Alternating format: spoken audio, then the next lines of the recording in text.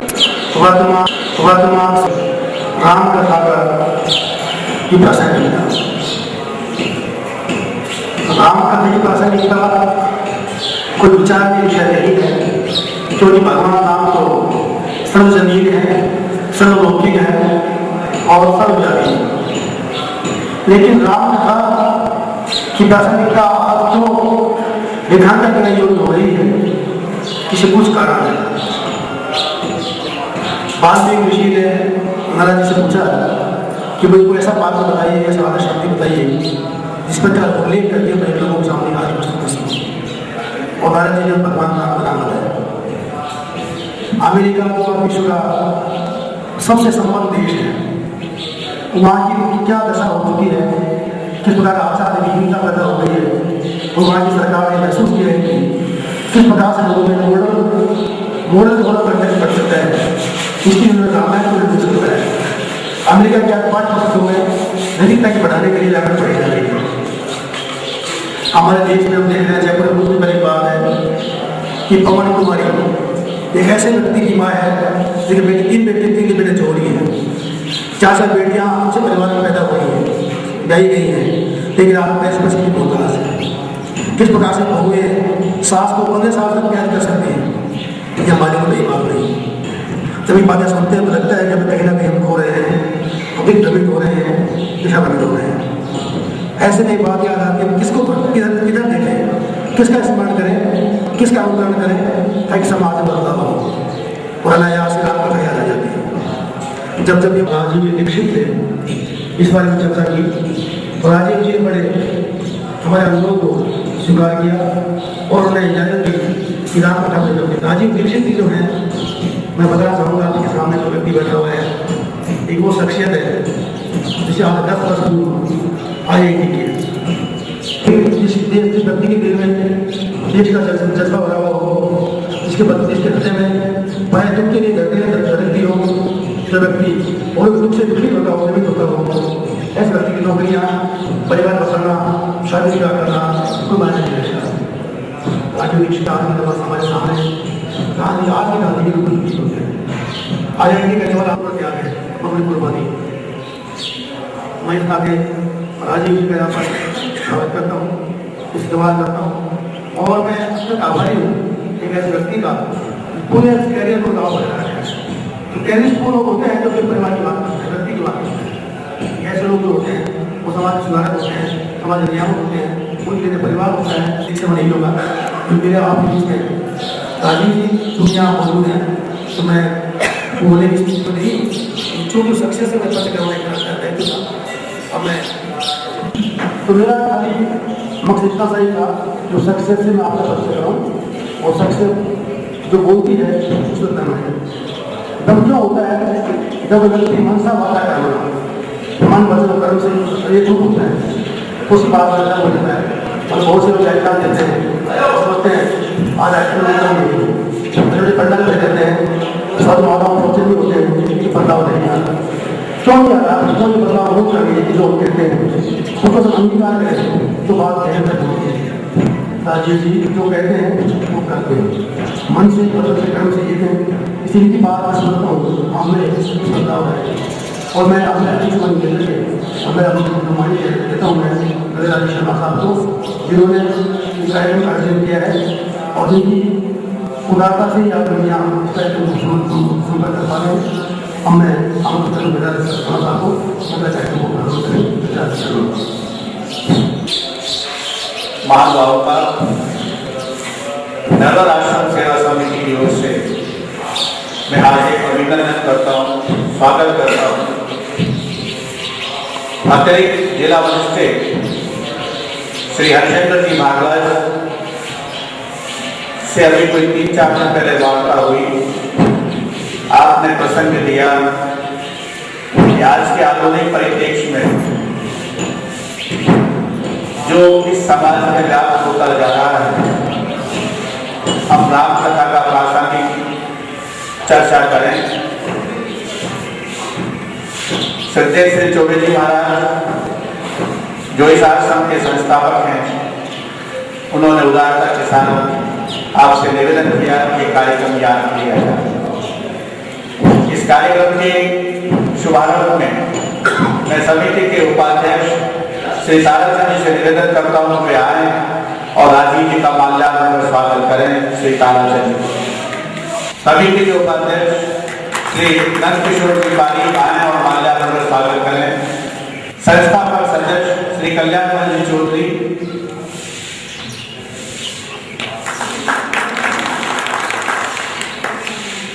श्री राधा मोहन जी खंडेलवाल, श्री बाचूलाल जी,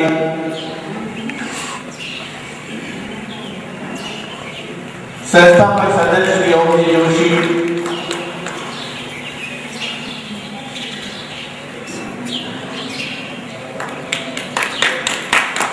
श्री जगदीश सिंह नायला वाले,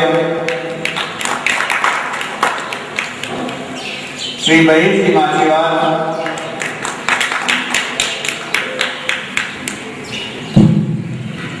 श्री कबीर जी कसेरा,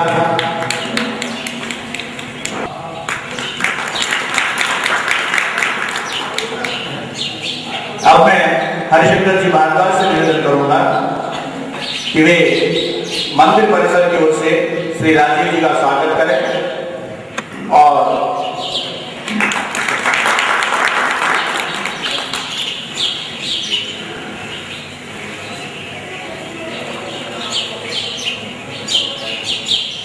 आपको श्रीफल भेंट करेंगे, दुपट्टा बनाएंगे और चित्र भेंट करेंगे।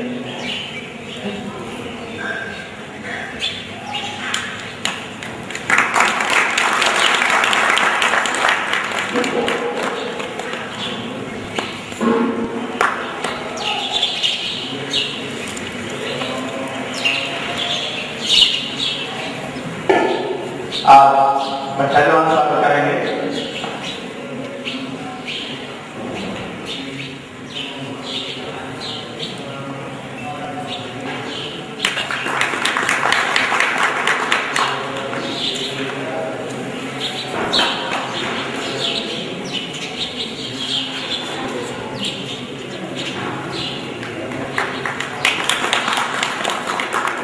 राजीव से निवेदन करता हूं कि वे हमें राम प्रसंग की चर्चाओं से लाभान्वित करने कृपा करें। श्री राजीव जी दीक्षित। जितने भी परिवारों में हम सब एक दूसरे के साथ मिलकर जाते हैं, कोई भी परिवार ऐसा नहीं होगा जिसमें कभी ये गोस्वामी तुलसीदास जी द्वारा लिखित रचित श्री राम कथा को नहीं सुना हो, न पढ़ा हो। बहुत परिवार इस देश में ऐसे हैं जो करोड़ों की संख्या में है कि नियमित रूप से श्री राम कथा का पारायण होता है। मेरे घर में मैंने बचपन से श्री राम कथा को मेरे घर में सुना। मेरी एक दादी माँ हुआ करती थी, वो नियमित रूप से सुबह स्नान आदि करके राम कथा का पाठ करके ही अपना जीवन रोज का शुरू करते थे। तो गोस्वामी तुलसीदास द्वारा जो रचित राम कथा है वो मैंने बार बार सुनने। हमारे घर में साल में एक बार ऐसा प्रसंग आता है कि पूरी रामचरितमानस का पाठ अखंड रूप से होता है। वो आप में से बहुत सारे परिवारों में होता होगा। ये कहने का अर्थ यह है कि मैंने बचपन में श्री राम कथा को अपने कानों से बार बार सुना है। बाद में मुझे थोड़ी सी जिज्ञासा हुई मेरे विद्यार्थी जीवन में श्री राम जी की कथा को पढ़ने की। तो श्री गोस्वामी तुलसीदास द्वारा रचित जो राम कथा है वो मैंने पढ़ी थी, बाद में सुनी, पहले पढ़ी बाद में मैंने श्री महात्मा गांधी को पढ़ा और उनसे मैं बहुत प्रभावित हुआ। उन्होंने अपने जीवन में सबसे ज्यादा अगर किसी को महत्व दिया तो श्री राम को दिया। वो कहते हैं कि मेरे जीवन का जो सबसे बड़ा लक्ष्य है वो श्री राम की प्राप्ति है, उसमें आजादी आ जाए और भारत स्वतंत्र हो जाए, ये सेकेंडरी है। प्राथमिक दृष्टि उनकी है कि वो मोक्ष जाना चाहते हैं और श्री राम से जुड़ना चाहते हैं। तो उनके अपने जीवन में बार बार वो उदाहरण देते हैं श्री राम के बारे में। और महात्मा गांधी भारत के पहले ऐसे राजनीतिक व्यक्ति हैं जिन्होंने श्री राम के राज्य के बारे में एक नीति की बात कही है, राम राज्य। कई जगह उन्होंने लिखा है कि भारत में आजादी के बाद अगर कुछ होना चाहिए तो राम राज्य होना चाहिए। अंग्रेजों ने बार बार उनसे पूछा है कि आप भारत की आजादी क्यों लेना चाहते हैं, तो कहते हैं राम राज्य स्थापित करना है। ये राम राज्य क्या है, ये बहुत बार मेरे मन में आता है। गांधी जी के बहुत सारे पत्रों को पढ़कर, उनकी पुस्तकों को पढ़कर, उनके भाषणों को सुनकर वो बहुत बार इसका जिक्र करते हैं कि भारत में राम राज्य होना चाहिए, राम राज्य होना चाहिए।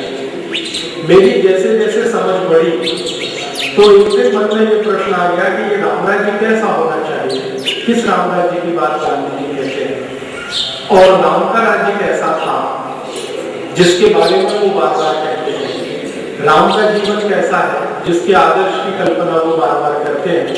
तो मन में थोड़ी सी जिज्ञासा हुई और कुछ जानने की और कुछ पढ़ने की। मुझे एक बार वाराणसी में एक बहुत बड़े विद्वान पंडित हैं, उन्होंने बोल दिया कि देखो, तुमने अभी तक श्री गोस्वामी तुलसीदास की ही रामचरितमानस पढ़ी है, वाल्मीकि की रामायण में पढ़ो, तो राम राज्य की बात जो है वो तुमको और अच्छे से समझ में आएगी। तो अभी वाल्मीकि रामायण तो संस्कृत में है, तो थोड़ा मैंने संस्कृत सीखा, ज्यादा नहीं है, थोड़ा सीखा, उसको समझने के लिए थोड़ा कुछ उसमें से समझ में आया।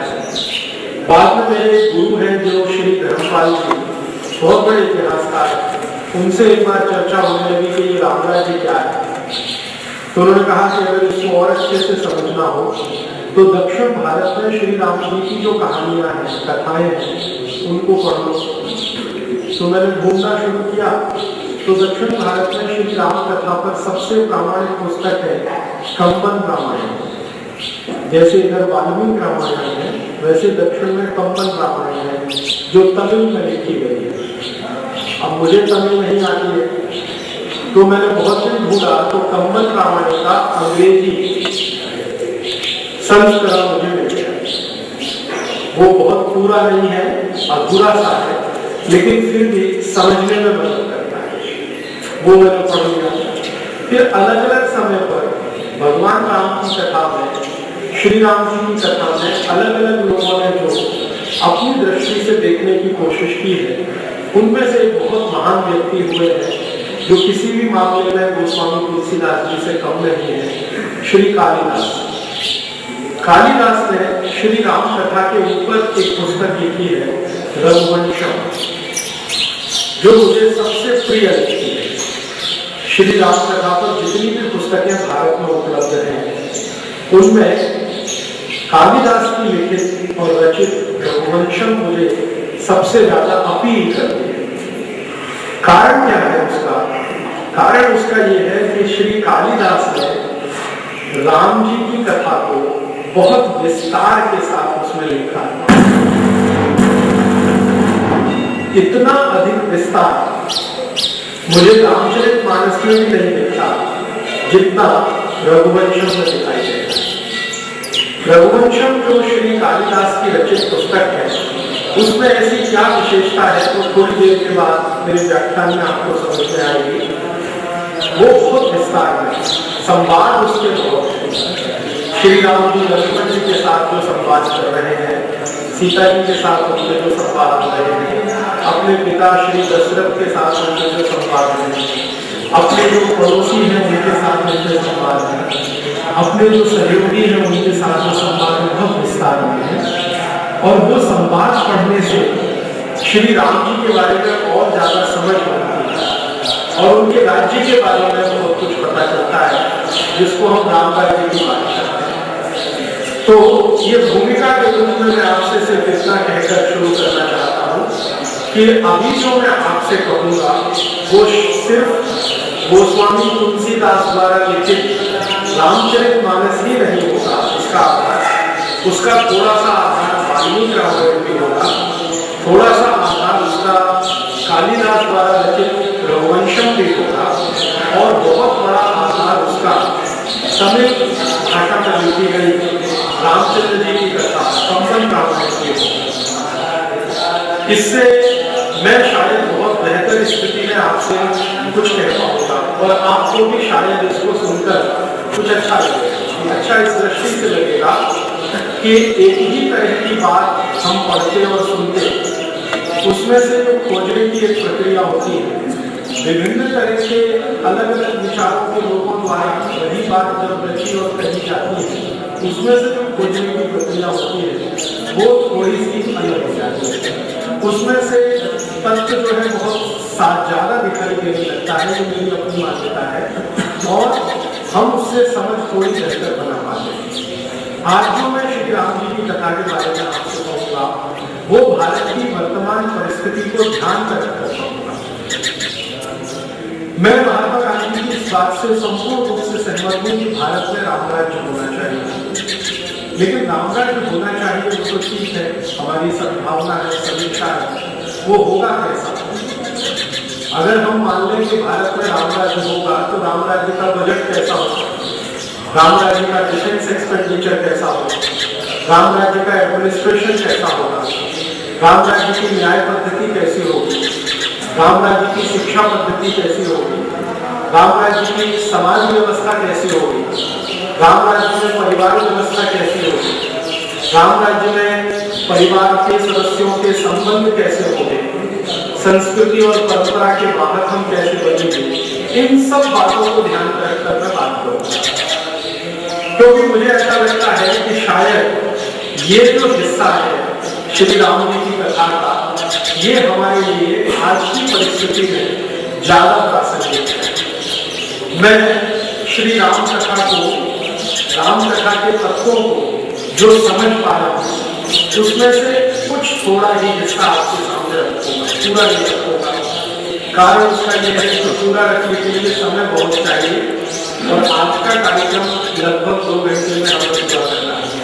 कभी दोबारा मौका मिला तो और विस्तार से बात करेंगे। इस पूरे राम कथा को, श्री राम जी की कथा को मैंने अपनी सुविधा से 5 हिस्सों में बांट दिया।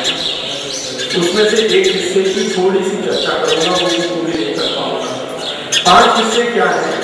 एक तो श्री राम जी का जो जन्म है, उनका जन्म समय और जन्म से थोड़ा पहले का समय, वो एक हिस्सा। दूसरा हिस्सा उनका जन्म होने के बाद उनके परिवार में उनका जो पालन पोषण है और उनको जो संस्कार देने का काम किया जा रहा है, वो हिस्सा। तीसरा, घर के संस्कारों से पूर्ण होकर जब वो गुरुकुल में जाते हैं शिक्षा लेने के लिए, वो हिस्सा। गुरुकुल से लौटकर जब आते हैं और उसके बाद श्री विश्वामित्र के द्वारा उनको वनों में ले जाने का जो अभिक्रम है, अभियान है, वो हिस्सा। फिर बाद में हमारा उनका जो राज्याभिषेक है और राज्याभिषेक के तुरंत बाद उनके वनगमन का हिस्सा, और उसके बाद फिर रावण है, रावण के साथ उनका संग्राम है, संघर्ष है, और वहां से वापस अयोध्या में आने का वो हिस्सा। मैं अभी आज जो आपसे ज्यादा बात करूंगा वो उनका राज्याभिषेक होते होते जो वनगमन हुआ है, उस हिस्से में थोड़ी बात करूंगा। कभी दोबारा मौका मिला तो पहले के हिस्से में भी बात करूंगा। क्यों करूंगा? क्योंकि मुझे श्री राम जी की कथा में सबसे ज्यादा प्रेरणादायक अगर कोई है तो वही हिस्सा दिखाई देता है। मुझे उससे बहुत प्रेरणा मिलती है। कारण क्या है कि शायद श्री राम जी के जीवन का वही एक हिस्सा है जो उनको मर्यादा पुरुषोत्तम बनाता है। जब वो राजपाट छोड़कर, सब कुछ छोड़कर वन चले जाते हैं और 14 वर्ष का उनका जो वनवास का समय है, वही समय उनको मर्यादा पुरुषोत्तम भगवान राम बनाता है, मेरी अपनी मान्यता। उसके पहले का जो समय है वो तो राजकुमार राम का समय है। एक बड़े राजा के बेटे हैं और वो बड़ा राजा इतना बड़ा है कि जिसका साम्राज्य है पूरा, सिर्फ राज्य नहीं है, साम्राज्य है, बहुत बड़े इलाके में फैला हुआ है। तो ऐसे बड़े राजा श्री दशरथ के बेटे राम जो राजकुमार की तरह से महल में रहते हैं, वो हिस्सा अभी आज के मैं संवाद में नहीं लाऊंगा। कहानी तो हम सबको मालूम है, बहुत छोटी सी है, विस्तार उसका बहुत बड़ा है। श्रीमान दशरथ के 7 बेटे हैं, 3 रानियां हैं, राम है, लक्ष्मण है, भरत है, शत्रुघ्न है, 3 रानियां, कौशल्या, सुमित्रा। इन सभी का अपना जो एक तरह का जीवन है जो महल से संबंधित है, उस पर सभी दोबारा महल से बाहर का जो जीवन है श्री राम का, वो आज, क्योंकि उसमें हमें श्री राम के वो दर्शन होते हैं जो भारत की आज की समस्याओं को समाधान करने में मदद करते हैं। हमारे भारत में बहुत सारे महान लोग हुए हैं जो हमारे इतिहास पुरुष हैं। श्री राम को मैं उन्हीं में मानता हूँ। भारत का इतिहास अगर देखा जाए हमारी नजरिए से, हमारी दृष्टि से, तो श्री राम उसमें सबसे ऊंचे स्थान में है। शायद भारत का इतिहास अगर मैं कहूँ तो श्री राम की कथा हो सकती है। आज जो इतिहास हमारे देश में लिखा जाता है वो हमारी दृष्टि से नहीं लिखा गया है, वो कुछ अंग्रेजों के लिखे गए इतिहास की नकल है। तो उसमें श्री राम जी की बात करना या कृष्ण की बात करना ये वर्जित सा माना गया है। शायद ये हमारा दुर्भाग्य है या लंबे समय तक गुलाम रहे हैं उसका दुष्परिणाम है कि हम हमारे सबसे बड़े इतिहास पुरुष की चर्चा हमारे पाठ्यक्रमों में नहीं कर सकते हैं। अगर करते हैं तो तकलीफ शुरू हो जाती है। इस देश में कई तरह के विवाद शुरू हो जाते हैं, वो आप सब जानते हैं। लेकिन मैं मानता हूँ कि भारत का इतिहास श्री राम जी के साथ जुड़ा है और वर्तमान अगर ठीक करना है तो उस इतिहास की पूरी समझ हो तो मैं मानता हूँ शायद हम कर पाए। भविष्य कैसा होगा, वर्तमान और दुख ठीक से समझ में आए तो भविष्य अच्छा हो सकता है। इस दृष्टि से भगवान राम की या श्री राम जी की जो कथा में ये वाला अध्याय है कि जब उनको वन गमन करना है, 14 वर्ष का वनवास उनको दिया गया है, उससे ठीक पहले की एक घटना कहकर अब मैं शुरू करता हूँ। घटना तो हम सभी जानते हैं, सिर्फ आपके ध्यान में लाने के लिए रिपीट करता हूँ। हमारे जो दशरथ है, जो श्री राम के पिता हैं, उनकी 3 रानियां हैं। उनमें से केकई के बारे में श्री दशरथ कहते हैं कि वो केकई से बहुत बंधे हुए हैं। ये बंधा हुआ शब्द है, ये कंबन रामायण में है, शायद तुलसीकृत रामायण में हमको ये नहीं मिलेगा।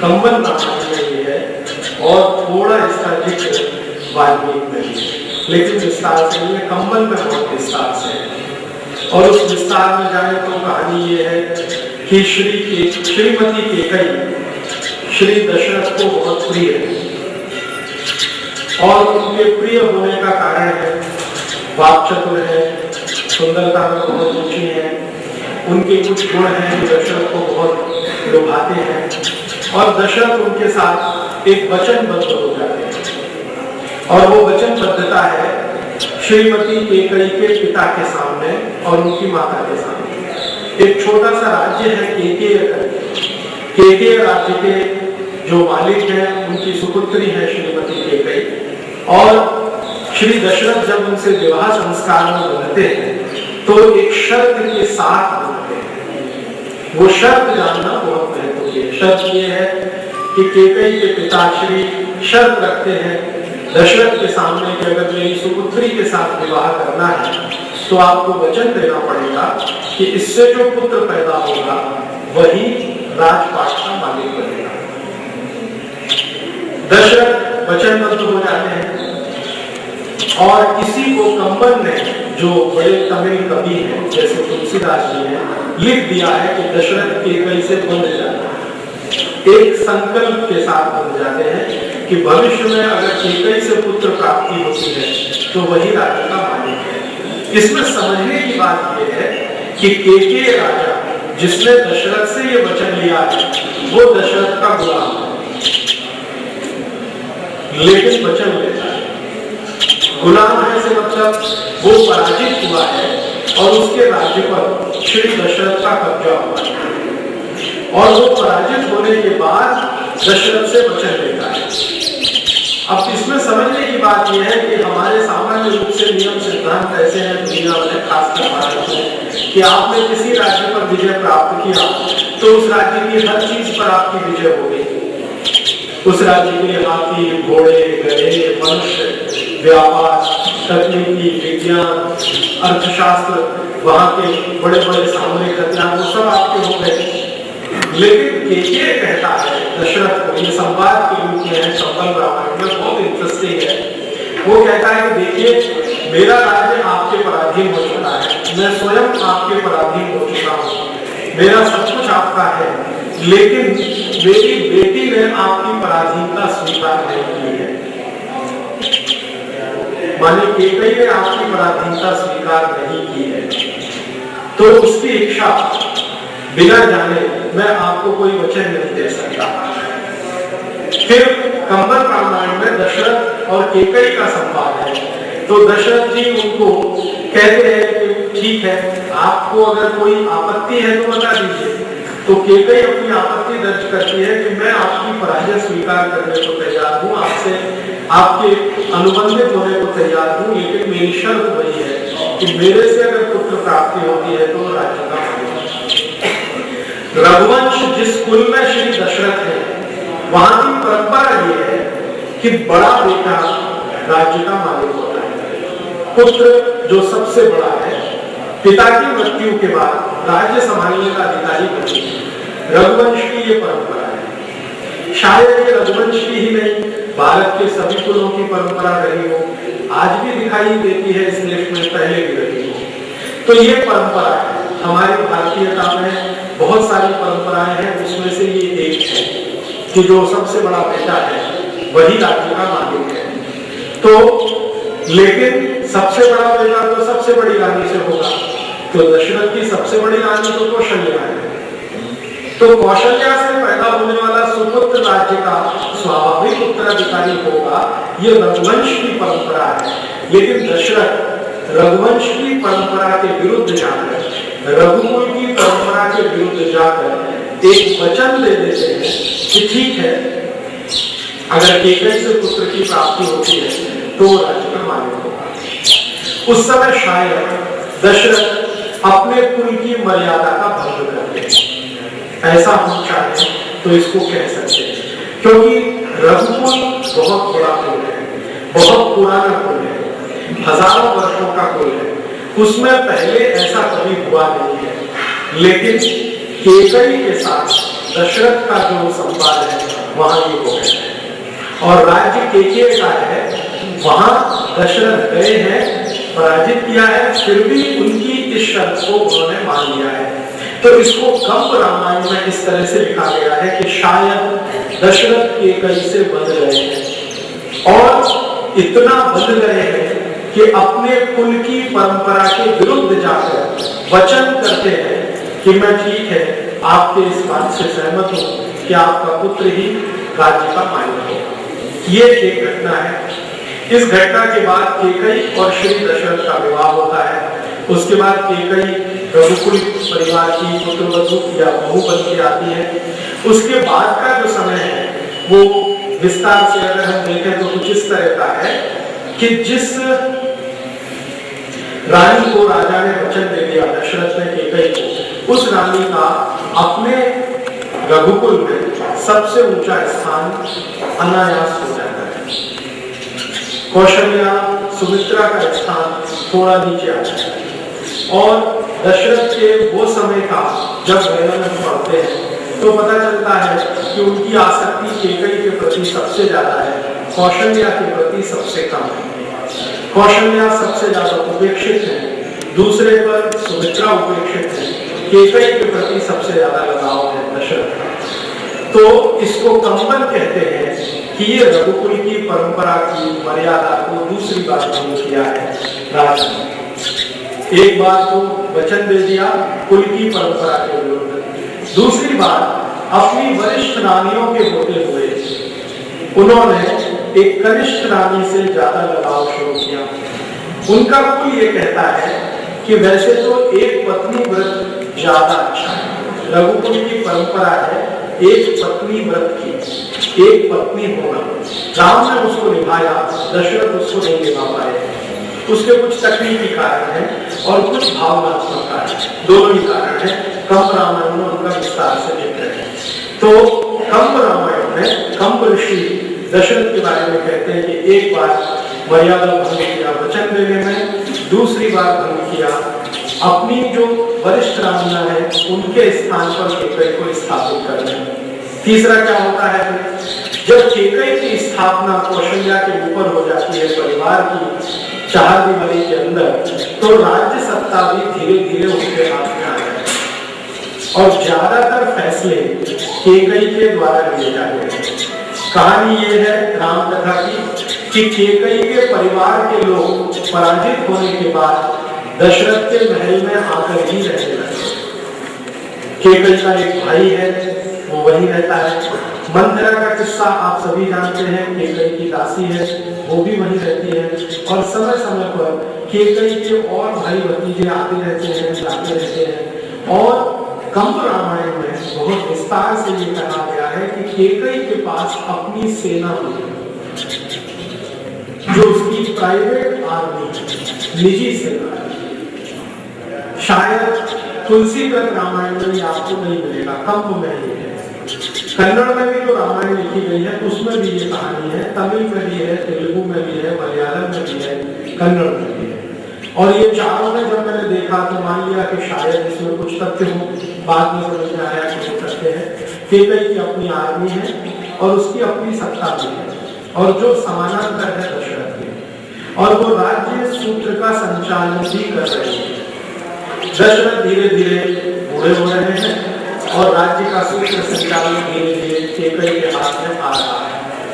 फिर ऐसी परिस्थिति में भगवान राम के बल को समझना बहुत आसान है। बात यह है कि दशरथ के मन की इच्छा है कि राम राजा बने, क्योंकि उनको राम से बहुत प्रेम है, कौशल्या से होता है। ये बहुत विडंबनापूर्ण स्थिति है, कॉन्ट्रडिक्शन है। कौशल्या उनको इतनी पसंद नहीं है, लेकिन राम उनको बहुत पसंद है। राम पसंद है दशरथ को, उसका कारण वो बताते हैं कि इसमें ऐसे गुण हैं जो किसी राजा में होने चाहिए। एक बार दशरथ का उनके महामंत्री के साथ संवाद होता है, तो उनका महामंत्री पूछता है आदर्श राजा कैसा होना चाहिए, तो दशरथ उसके 18 गुणों का वर्णन करते हैं कि ये गुण अगर किसी में है तो वो राजा होने के लायक है, आदर्श राजा होने के लायक है। गुण क्या है? सबसे बड़ा गुण है कि वो ईश्वर को मान्यता देने वाला होना चाहिए। सबसे पहले भगवान में जिसका आस्था विश्वास होना चाहिए, अर्थात दूसरे शब्दों में कहें तो वो नास्तिक नहीं होना चाहिए। माने आदर्श राजा की पहली उनकी वो है परख कि वो नास्तिक नहीं होना चाहिए। दूसरी, वो कभी भी अपने राज्य को अपने से ऊपर नहीं माने, ऐसा होना चाहिए। माने व्यक्ति से बड़ा राज्य, राज्य से बड़ा देश, इस तरह की मान्यता आपका होना चाहिए। वो राज्य से बड़ा ना हो जाए और देश से बड़ा ना हो जाए। तीसरा, कभी भी व्यसन ना करे किसी भी तरह का, वो शराब का हो, मांसाहार हो, सिगरेट हो, कुछ भी हो, किसी भी तरह का व्यसन ना हो। चौथा, अपने ऊपर स्वाभिमान बहुत हो लेकिन आत्माभिमान ना हो। स्वाभिमान होना बहुत आवश्यक है, आत्माभिमान ना हो, माने घमंडी ना हो लेकिन सेल्फ कॉन्फिडेंस से भरा हुआ हो। फिर उसका एक गुण कि वो बहुत वीर हो, गंभीर से गंभीर संकट में घबराए नहीं। फिर उसकी लोकप्रियता इतनी अधिक हो कि राज्य के सभी लोग रोज अपनी प्रार्थना में उसके लिए प्रार्थना करते। राजा के लिए, राजा सफल हो, राजा दीर्घायु हो, राजा हमारा समस्या का समाधान करने लायक बने, इस तरह की प्रार्थना हर दिन सामान्य लोग अपने राजा के लिए करें, ऐसा राजा हो। फिर उसके पास नीर क्षीर विवेक हो, सही और गलत को पहचानने की ताकत हो, दुष्टों को दंड दे सके और अच्छे लोगों को समाज में सम्मान के साथ स्थापित कर सके, ऐसा हो, न्याय प्रिय हो। ऐसे ऐसे उन्होंने 18 गुण बताए। तो महामंत्री जब दशरथ को कहते हैं तो दशरथ कहते हैं देखो मेरा ये जो लड़का राम है इसमें ये सभी गुण मुझे दिखाई देते हैं। और ये गुण की पहचान उनको भगवान राम के 14-15 साल के जीवन में ही हो गई। वो एक हमारे देश में कहावत है ना, ऊंट के पांव पालने में दिखाई दे जाते हैं। तो शायद श्री राम का बचपन से जो वो देख रहे हैं बड़ा होना, उसमें उनको दिखता है कि इसमें ये सारे गुण हैं। और वो कहते हैं, दशरथ कहते हैं कि मैं मेरे चारों बेटों को जब बड़ा होता हुआ देखा तो पिता के मेरे राज्य का सबसे अच्छा सफल उत्तराधिकारी होगा, ऐसा मेरा विश्वास है, क्योंकि इसमें ये सारे के सारे गुण हैं।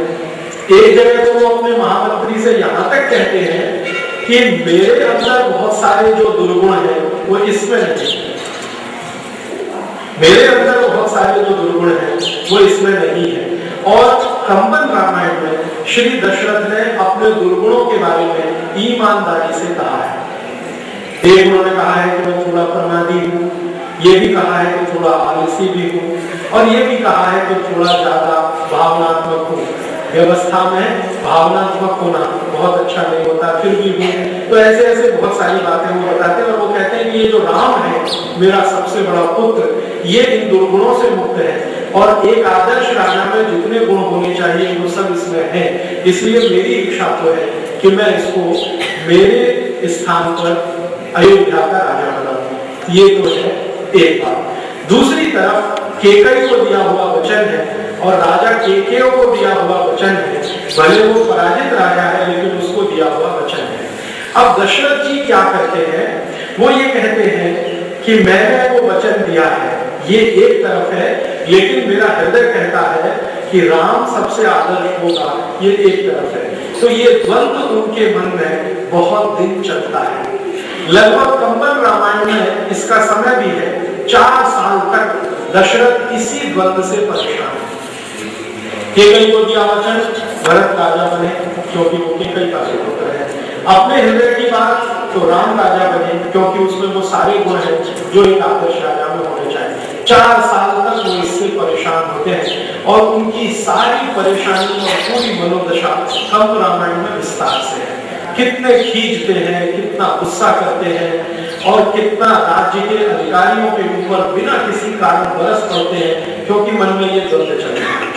और इस द्वंद्व का समय राजा दशरथ खुद कहते हैं कि उनके राज्य जीवन का सबसे खराब समय है ये 4 साल का, जिसमें वो ये तय नहीं कर पा रहे हैं कि वचन के साथ जाऊं या हृदय कहता है उसकी बात सुनो। वो अगर हम कहें तो हृदय और बुद्धि या माइंड और आत्मा और उसका संघर्ष उनके साथ चल रहा है। अंत में क्या होता है कि उस संघर्ष में परिणाम तक पहुंचने में दशरथ को मदद मिलती है वशिष्ठ। एक दिन वो वशिष्ठ को बुलाते हैं और पूछते हैं आपकी क्या राय है, मैं ऐसा सोचता हूँ कि राम को राजा बने। वशिष्ठ कहते हैं इससे अच्छा कुछ नहीं, इससे अच्छा कुछ नहीं। वो पूछते हैं क्यों, तो उन्होंने कहा आप जितना राम को जानते हैं उससे ज्यादा मैं जानता हूँ, क्योंकि आप तो राम के पिता हैं, मैं राम का गुरु हूँ, और गुरु अपने शिष्य के बारे में शायद पिता से बेहतर विश्लेषण कर पाता है। तो वो कहते हैं कि राम को राजा बनाना ही आज के समय में सबसे अच्छा है। तो दशरथ पूछते हैं कि क्या खास बात है, तो संयोग ऐसा है कि वशिष्ठ उन सभी गुणों का बखान करते हैं जो एक आदर्श राजा की कल्पना हमारे परंपरा में है। वो कहते हैं उसमें ये सारे गुण हैं, इसलिए वो राजा होने के लायक है। तो वो कहते हैं कि ठीक है, मेरी भी इच्छा यही है, आपकी भी इच्छा यही है, तो अभी कुछ करना चाहिए। तब वशिष्ठ को बताते हैं कि मेरे साथ एक बड़ी विडंबना ये है कि मैंने केकई को वचन दिया है कि उसका पुत्र ही राजा बनेगा, तो अब आप मुझे इस द्वंद्व से बाहर निकालिए। तो गुरु वशिष्ठ उनको समझाते हैं कि अगर आपने ऐसा कोई वचन दिया है तो ये रघुकुल की परंपरा के विपरीत है और आपने मर्यादा भंग किया है। तो मानते हैं कि हमने किया। तो वे कहते हैं कि ठीक है, आप इसका समाधान कुछ कर सकते हैं, हाँ कर सकते हैं, तो पूरे दरबार में कह दीजिए इस बात को स्पष्टता से। तो परिषद बुलाई जाती है। संयोग से जिस समय ये परिषद बुलाई जाती है उस समय भरत और शत्रुघ्न दोनों राज्य में नहीं है, वो अपने ननिहाल में। वैसे भरत का ज्यादा समय अपने ननिहाल में ही बीता है। उसके पीछे कारण क्या है? उसके पीछे कारण है केकई। केकई को किसी पर भी विश्वास नहीं, उसको कौशल्या पर विश्वास नहीं, सुमित्रा पर विश्वास नहीं, राम पर थोड़ा सा है, दशरथ पर विश्वास नहीं। राज्य के जो मंत्री हैं, महामंत्रियों, उन पर किसी पर विश्वास नहीं। केकई को हमेशा मन में एक ही डर है कि भरत अगर यहाँ रहेगा तो इसको रास्ते से हटाने के लिए जहर दिया जा सकता है, मरवाया जा सकता है। इसलिए वो उसको जानबूझकर महल में नहीं रखती है। ज्यादा समय वो भरत अपने नाना के पास रहता है। जिस समय ये परिषद बुलाई गई है तब भी वो अपने नाना के ही पास है। लेकिन दशरथ चाहते हैं कि केकई को बाहर रखकर ये किया जाए, राम को राज्याभिषेक कराया जाए। केकई को बाहर रखकर, क्योंकि अगर केकई इसमें शामिल होगी तो ये होना संभव नहीं है, ये वो जानते हैं। तो इसलिए बिना केकई को बताए, और केकई के जो नजदीकी सूत्र है बिना उनको बताए, वो ये गुरु वशिष्ठ से चर्चा करते हैं। फिर बात पता नहीं कहां से खुलती है, गुरु वशिष्ठ उसकी चर्चा किसी मंत्री से करते हैं और वो खुलकर मंथरा के पास पहुंचती है। मंथरा केकई को बताती है, केकई के कान में बात आती है, एकदम तमतमा जाती है, गुस्से से आग बबूला हो जाती है और दशरथ के पास जाकर पैर पटकते हुए कहती है कि आपने जो वचन दिया है, और राजा दशरथ को याद दिलाती है, प्राण जाए पर वचन न जाए, पूरे कुल से सदा चल जाए, प्राण जाए पर वचन न जाए। आपका तो कुल ऐसा है जहाँ वचन की रक्षा करने के लिए प्राण देने की परंपरा है और आप अपने वचन से ही पीछे हटते हैं। तब दशरथ बहुत क्लांत होते हैं, परेशान होते हैं, क्योंकि उनका मन कुछ कहता है और वचन उन्होंने दूसरे तरह का दे रखा है। उस ऊहापोह में फिर रामचंद्र जी के लिए वनवास होता है और भरत के लिए राज्य की घोषणा होती है। तो राज्य सिंहासन पर बैठते बैठते रामचंद्र जी का सिंहासन या उनका राज्य उनके हाथ से जाता है भरत के हाथ में। ये एक हिस्सा है कहानी का। इसी के पैरेलल एक दूसरी बात है जो मुझे बहुत अपील करती है, वो मैं आपसे शेयर करना चाहता हूँ। भगवान राम जब बड़े हो रहे हैं और शिक्षा ले रहे हैं, तीर कमान चलाने की, धनुष बाण चलाने की, जगह जगह पर जो शिक्षाएं चल रही है, कुछ घर में कुछ घर के बाहर, और गुरु वशिष्ठ के साथ उनके जो संवाद हो रहे हैं, तो गुरु वशिष्ठ उनसे कई बार पूछते हैं तुम्हारी इच्छा क्या है, तुम बड़े हो रहे हो, थोड़े दिन के बाद राज्य तुम्हें संभालना है, तुम्हारी इच्छा क्या है। तो राम कह रहे हैं कि मेरा जन्म तो कुछ और काम के लिए हुआ है। वो अपने जन्म की बात है, शायद जो महान लोग होते हैं उनको अपने जन्म के बारे में मालूम होता है। वो कहते हैं मेरा जन्म तो किसी और काम के लिए हुआ है, राजपाट चलाने के लिए नहीं हुआ है। वशिष्ठ उनसे बार बार पूछते हैं तुम अपने जन्म के बारे में क्या मानते हो। तो राम कहते हैं कि मेरा जन्म हुआ है कि ये जो समाज में बहुत सारी बुराइयां फैली हुई है, कुरीतियां फैली हुई है, भ्रष्टाचार है, अनाचार है, पाप कर्म बहुत है, इन सबका मैं समाधान करूं, इसके लिए मेरा जन्म हुआ है, ऐसा मुझे लगता है। और वो वशिष्ठ गुरु से बार बार कहते हैं कि मेरी तीव्र इच्छा भी यही है कि मैं इसको ठीक करूं, देश की स्थिति, राज्य की स्थिति को ठीक करूं। गुरु वशिष्ठ का और राम का लंबा संवाद है कंबल रामायण, और उसमें वो बहुत सारी समस्याएं गिनाते हैं कि देखो क्या क्या समस्याएं हैं इस राज्य में। सबसे बड़ी समस्या वो ये बताते हैं कि जो भी ऋषि लोग हैं, ऋषि माने महान लोग, सत्य आचरण करने वाले, सत्य बोलने वाले, उन सबको ऋषि माना गया। तो वो कहते हैं कि जो भी ऋषि लोग हैं कोई भी यज्ञ कर्म नहीं कर पाते। हमारे राज्य के आसपास ऐसी हालत है। अब यज्ञ कर्म की जो परिभाषा है, जो डेफिनेशन है, वो बहुत व्यापक है। उसमें एक डेफिनेशन है जो कर्म कांडी है कि हम कोई हवन करते हैं, उसमें आहुतियां डाल रहे हैं, वो यज्ञ है। लेकिन बड़ी परिभाषा जो है वो ये है कि जितने भी अच्छे काम हैं, धर्म के अनुकूल, धारण करने योग्य, वो सभी यज्ञ है। तो रामचंद्र जी की चिंता सबसे ज्यादा ये है कि मेरे राज्य के आसपास जितने भी ऋषि हैं वो यज्ञ कर्म नहीं कर पाते, अच्छे काम नहीं कर पाते। कारण क्या है? उनमें बहुत सारी बाधाएं हैं। बहुत सारी बाधाएं कौन है? दुष्ट प्रकृति के लोग, जिनको एक शब्द से निरूपित कर दिया गया राक्षस। राक्षस माने दुष्ट प्रकृति के लोग, खराब काम करने को प्रोत्साहन देने वाले लोग, ज्यादा से ज्यादा समाज के विरुद्ध काम करने वाले लोग, धर्म के विरुद्ध आचरण करने वाले लोग आदि। तो ये कह रहे हैं कि ये जो दुष्ट प्रकृति के लोग यज्ञ कर्म नहीं करने देते हैं, इनको समाप्त करना मेरे दिल में सबसे ज्यादा प्राथमिकता वाला लगता है। और राम एक बहुत सुंदर वाक्य कहते हैं, तमिल में है वो सेंटेंस। वो अपने गुरु वशिष्ठ को कह रहे हैं कि हर समय मेरे दिल में आग सुलगती रहती है। ये तो आपकी दी गई शिक्षा है जो मैं अपने ऊपर नियंत्रण करके बैठा हुआ हूं, लेकिन दिल में आग सुलगती रहती है। ये वशिष्ठ को वो कहते हैं। और बहुत ईमानदारी से कह रहे हैं कि आपने अगर मुझे आग की नियंत्रण करना नहीं सिखाया होता तो मेरे अंदर की जो आग है इसी में मैं जल गया होता। तो उनके दिल में आग लगी हुई है। समाज के अंदर जो बुराइयां फैली हुई हैं, कुरीतियां फैली हुई हैं, जो दुष्टता है, जो पापाचार है, अनाचार है, उसको समाप्त करना ये राम की स्वाभाविक इच्छा है। और ये बार बार वो वशिष्ठ से कह चुके हैं, एक बार नहीं बार बार कह चुके हैं। इधर उनके राज्याभिषेक की तैयारी है जिसमें केकई का अड़ंगा है। तो जैसे ही केकई का अड़ंगा लगता है और भरत को राजगद्दी मिले, राम को वनवास मिले, जब केकई अपनी इच्छा व्यक्त करती है राजा को और दशरथ उसको दुखी मन से, क्लांत मन से स्वीकार करते हैं, तो सबसे ज्यादा राम खुश होते हैं। सबसे ज्यादा खुशी उनको है और सबसे ज्यादा गुस्सा उनके छोटे भाई लक्ष्मण को है। और लक्ष्मण इतने गुस्से वाले हैं जिसका वर्णन गोस्वामी तुलसीदास भी कर चुके हैं, वाल्मीकि में भी है, कंब रामायण में भी है। तीनों में एक जैसा वर्णन है, भयंकर गुस्सा है। और गुस्सा है वो तो ठीक ही है, गुस्सा राम को भी आता है, लेकिन राम और लक्ष्मण के गुस्से में जो अंतर बताया है वो ये कि राम आत्मनियंत्रण कर सकते हैं, गुस्से को पी सकते हैं। लक्ष्मण में ये कैपेसिटी नहीं है, काबिलियत नहीं है, वो अपने गुस्से को व्यक्त करते हैं। और उनका गुस्सा व्यक्त होता है जब वो ये पता कराते हैं कि इसके पीछे मूल कारण कौन है, किसने ये राम के रास्ते में अड़ंगा लगाया राजा बनने से। तो पता चला मंथरा है। तो मंथरा को लिटरली मारते, सीधे पीटते और इतने बुरी तरह से पीटते हैं कि वो मरने की स्थिति में है।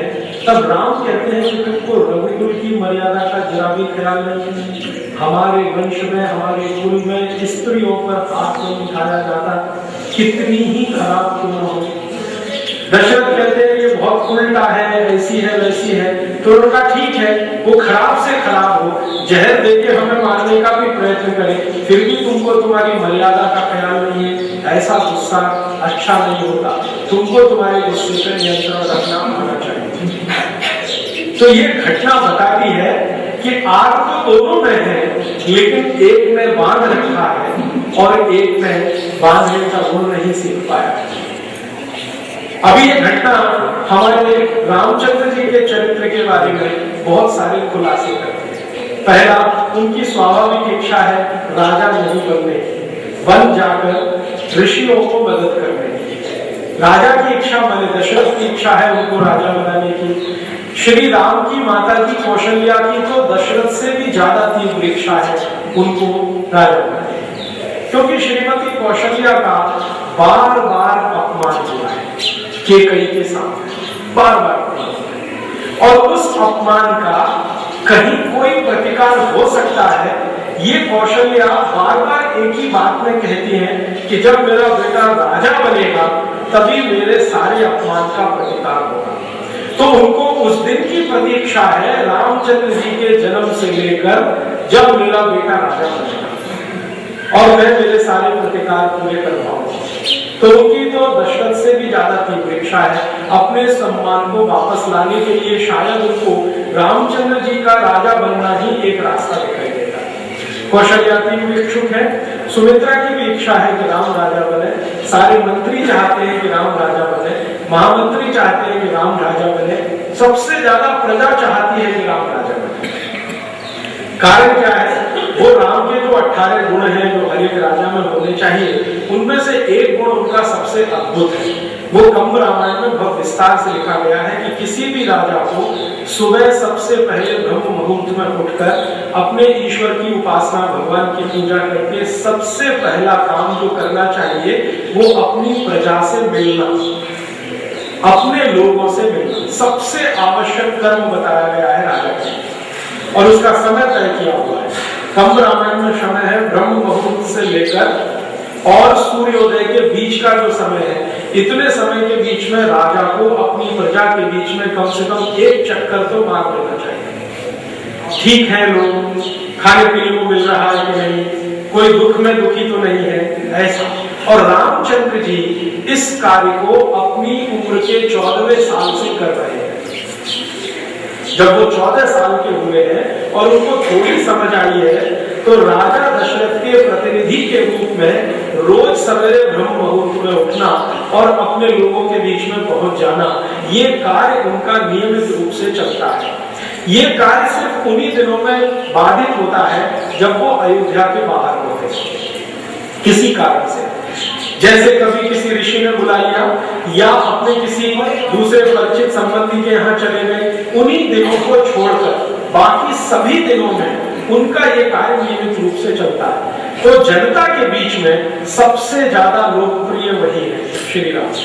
और दशरथ जी को बिना बताए, उनके कान तक बात ना पहुंचे, बहुत सारी समस्याओं का समाधान करते हैं, न्याय देते हैं, झगड़ों का निपटारा करते हैं। लोग दुखी हैं अगर किसी रोग से, तो उन रोगों का क्या उपाय हो सकता है, इलाज हो सकता है, वो उनको बताते हैं। ये सब वो करते हैं नियमित रूप से। और इस कार्य के बारे में सबसे ज्यादा लोग उन्हें पसंद करते हैं कि ये हमारा तो स्वाभाविक उत्तराधिकारी है। तो जब राम के राज्याभिषेक की बात है, तो जनता तो सबसे ज्यादा चाहती है कि वही राजा बने।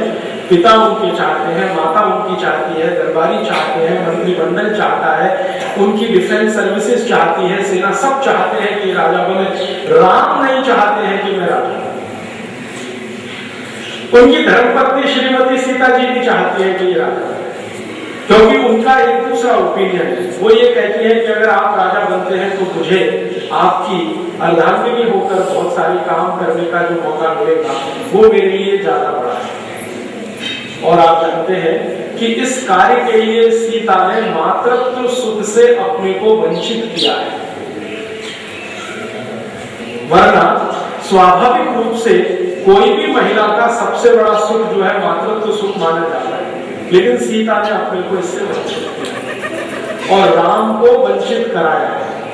वो ये कहते हैं कि ये मातृत्व का सुख और पितृत्व का सुख तो हम बाद में भी ले सकते हैं, लेकिन अभी राज्य की जो समस्याएं हैं गंभीर है, इनका समाधान पहले होना चाहिए। तो वो इंतजार कर रही है कि राम राजा बने, तो उनकी अर्धांगिनी के रूप में कुछ राज के काम करने का उनको भी मौका मिले।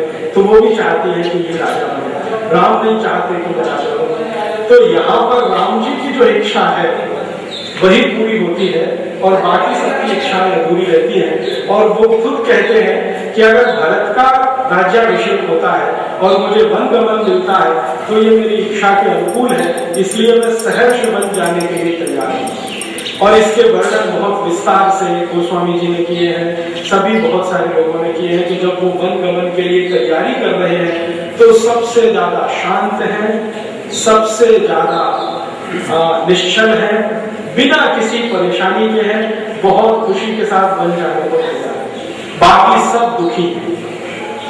उनकी इस घोषणा से कि मैं बन जाऊंगा अपने पिता की इच्छा की पूर्ति के लिए, वचन पूर्ति के लिए, तो सब दुखी हैं, राम खुश होते हैं। तो बहुत शांत भाव से जब वन गमन की तैयारी होती है, तो अंत में सीता कहती है कि मैं भी चलती हूँ। तो समझाते हैं कि तुमको तो यहाँ रह के बहुत सारे काम करने हैं।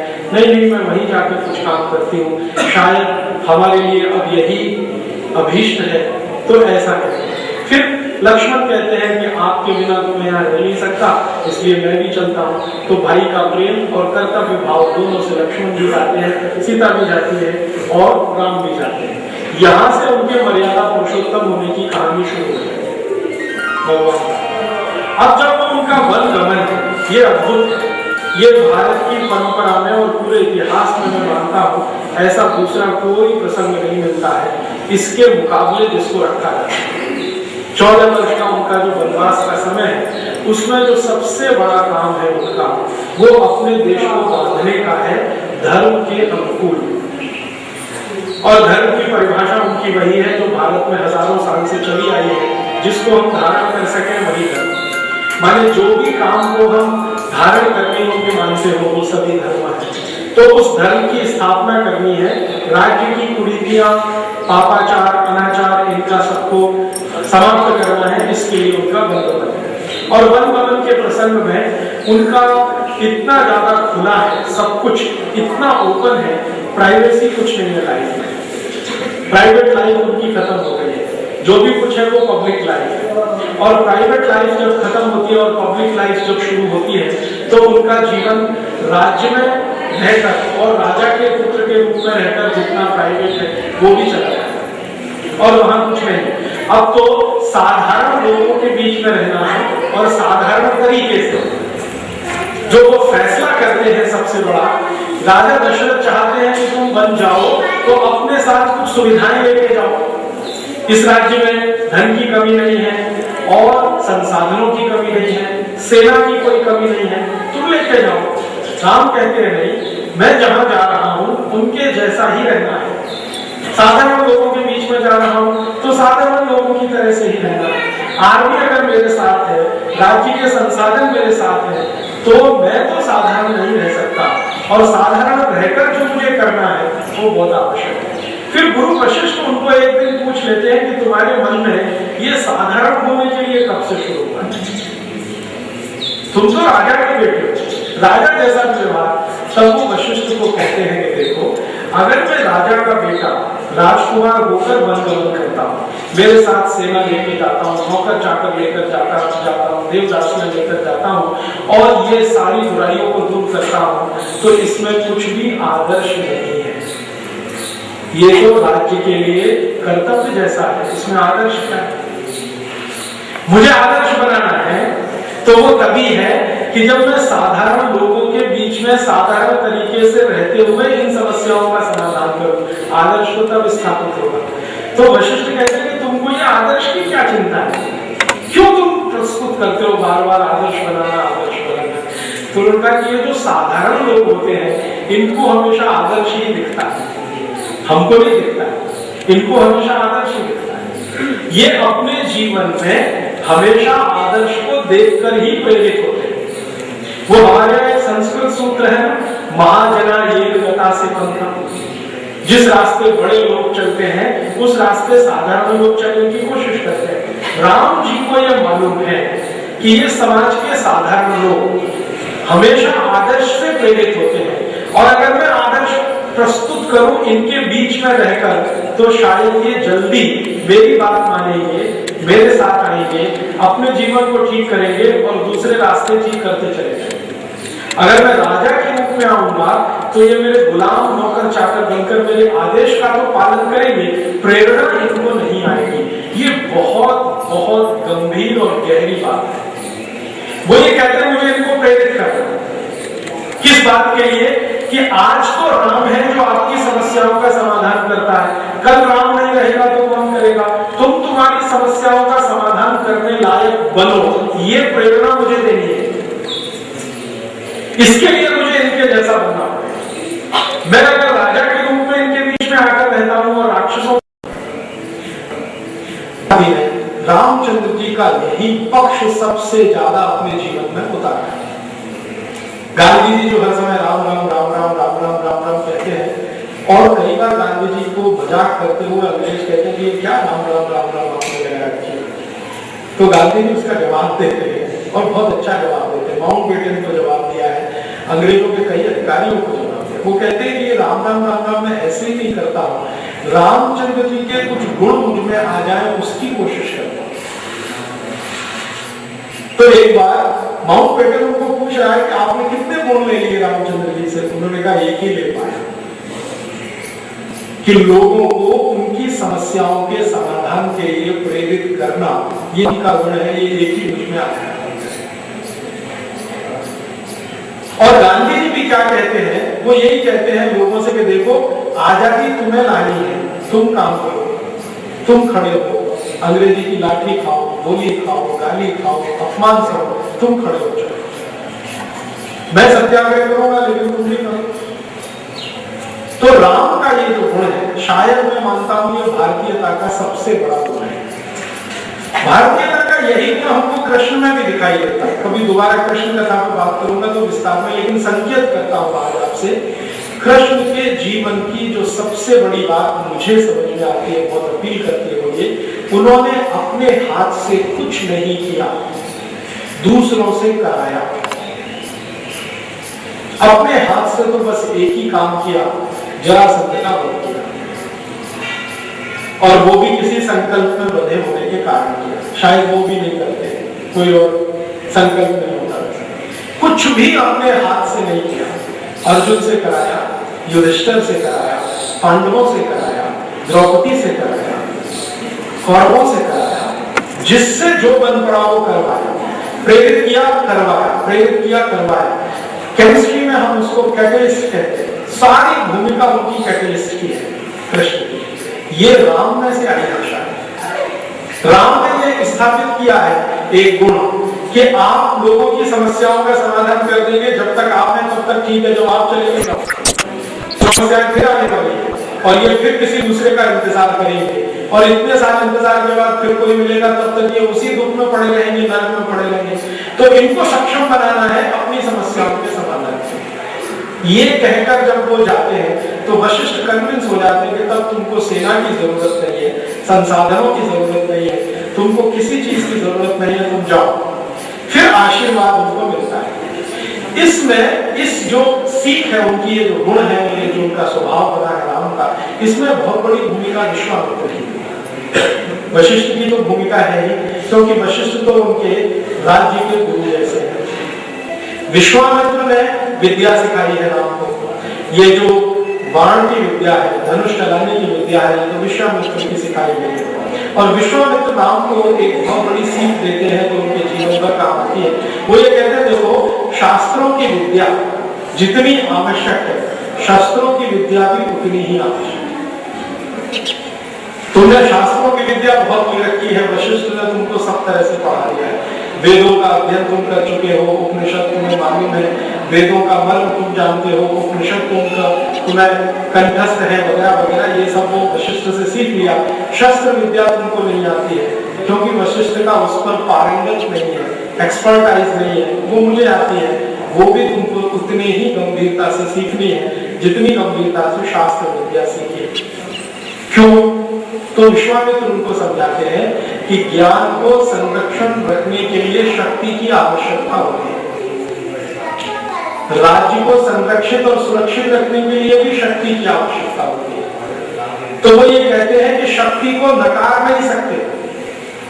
वो कहते हैं अहिंसक होना ठीक है, लेकिन ताकतवर अहिंसक, कमजोर अहिंसक होना तो कोई मजबूरी की बात है। हिंसा अहिंसा का बहुत लंबा संवाद है राम का और विश्वामित्र का। तो राम कहते हैं हम तो अहिंसा वाले हैं, हमको क्या जरूरत है बाण की, धनुष की, गदा की और ये सब। तो वो कहते हैं कि अहिंसा का पालन तो कोई ताकतवर ही करता है, कोई महावीर ही करता है, साधारण लोग अहिंसा पालन नहीं कर सकते। तब राम जी को ये समझ में आता है, तब वो तैयार होते हैं शस्त्र विद्या के, और फिर शस्त्र विद्या में उतने ही पारंगत होते हैं जितने वो शास्त्र विद्या में। और विश्वामित्र उनको जब चलते हुए कहते हैं, जब वो उनके आश्रम से जा रहे हैं, तो वो कहते हैं कि तुमको अपने जीवन के पूर्वार्ध में शस्त्र विद्या की ही आवश्यकता होगी, और तुम्हारे जीवन का जो उत्तरार्ध है उसमें शास्त्र विद्या की आवश्यकता होगी। इसलिए तुम्हें अभी आवश्यक है शस्त्र विद्या। शास्त्र विद्या का शायद उत्तरार्ध में शायद विश्वामित्र कोई त्रिकालदर्शी होंगे, जिनको उनका आगे का जीवन दिखाई दे रहा है कि कैसा होने जा रहा है, रावण से युद्ध होने वाला है, राक्षसों से युद्ध होने वाले, तो वो कह रहे हैं शस्त्र विद्या पहले आवश्यक है। तो शस्त्र विद्या में पारंगत होके और वन गमन के लिए जाते हैं। तो वशिष्ठ कहते हैं कि अभी मुझे तुम्हारी चिंता नहीं है, क्योंकि जब तुम्हारे मन में इतनी स्पष्टता है तो अब तुमको सेना की जरूरत नहीं है, चाकरों की जरूरत नहीं है, नौकरों की जरूरत नहीं है, संसाधनों की जरूरत नहीं है। तुम जहां जाओगे वहीं ये सब आ जाएंगे। और वो निकल जाते हैं, और जब निकलते हैं तो सबसे ज्यादा समय उनका बीता है 14 वर्ष का भारत के साधारण लोगों के बीच में, जिनको आज की भाषा में, खराब भाषा में हम आदिवासी कहते हैं, और सरकार की तो गाली की भाषा में शेड्यूल्ड ट्राइब्स कहते हैं या शेड्यूल कास्ट है। सरकार तो सीधी गाली ही देती है, शेड्यूल कास्ट और शेड्यूल ट्राइब्स, ये सब गाली है। राम की भाषा में ये कहीं भी नहीं है। पूरे रामचरितमानस में, पूरे कंबन रामायण में, वाल्मीकि रामायण में मैंने ऐसा कोई शब्द नहीं देखा आदिवासी शब्द है वनवासी, क्योंकि वनों के बीच में रहते हैं। कि आदिवासी कहां से आ गया हमारे देश में?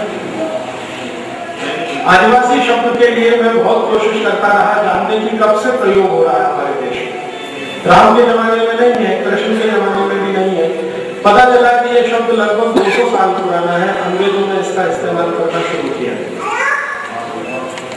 और अगर हम सही मायने में देखें तो हम सभी आदिवासी हैं, जंगल में रहते हो नहीं रहते।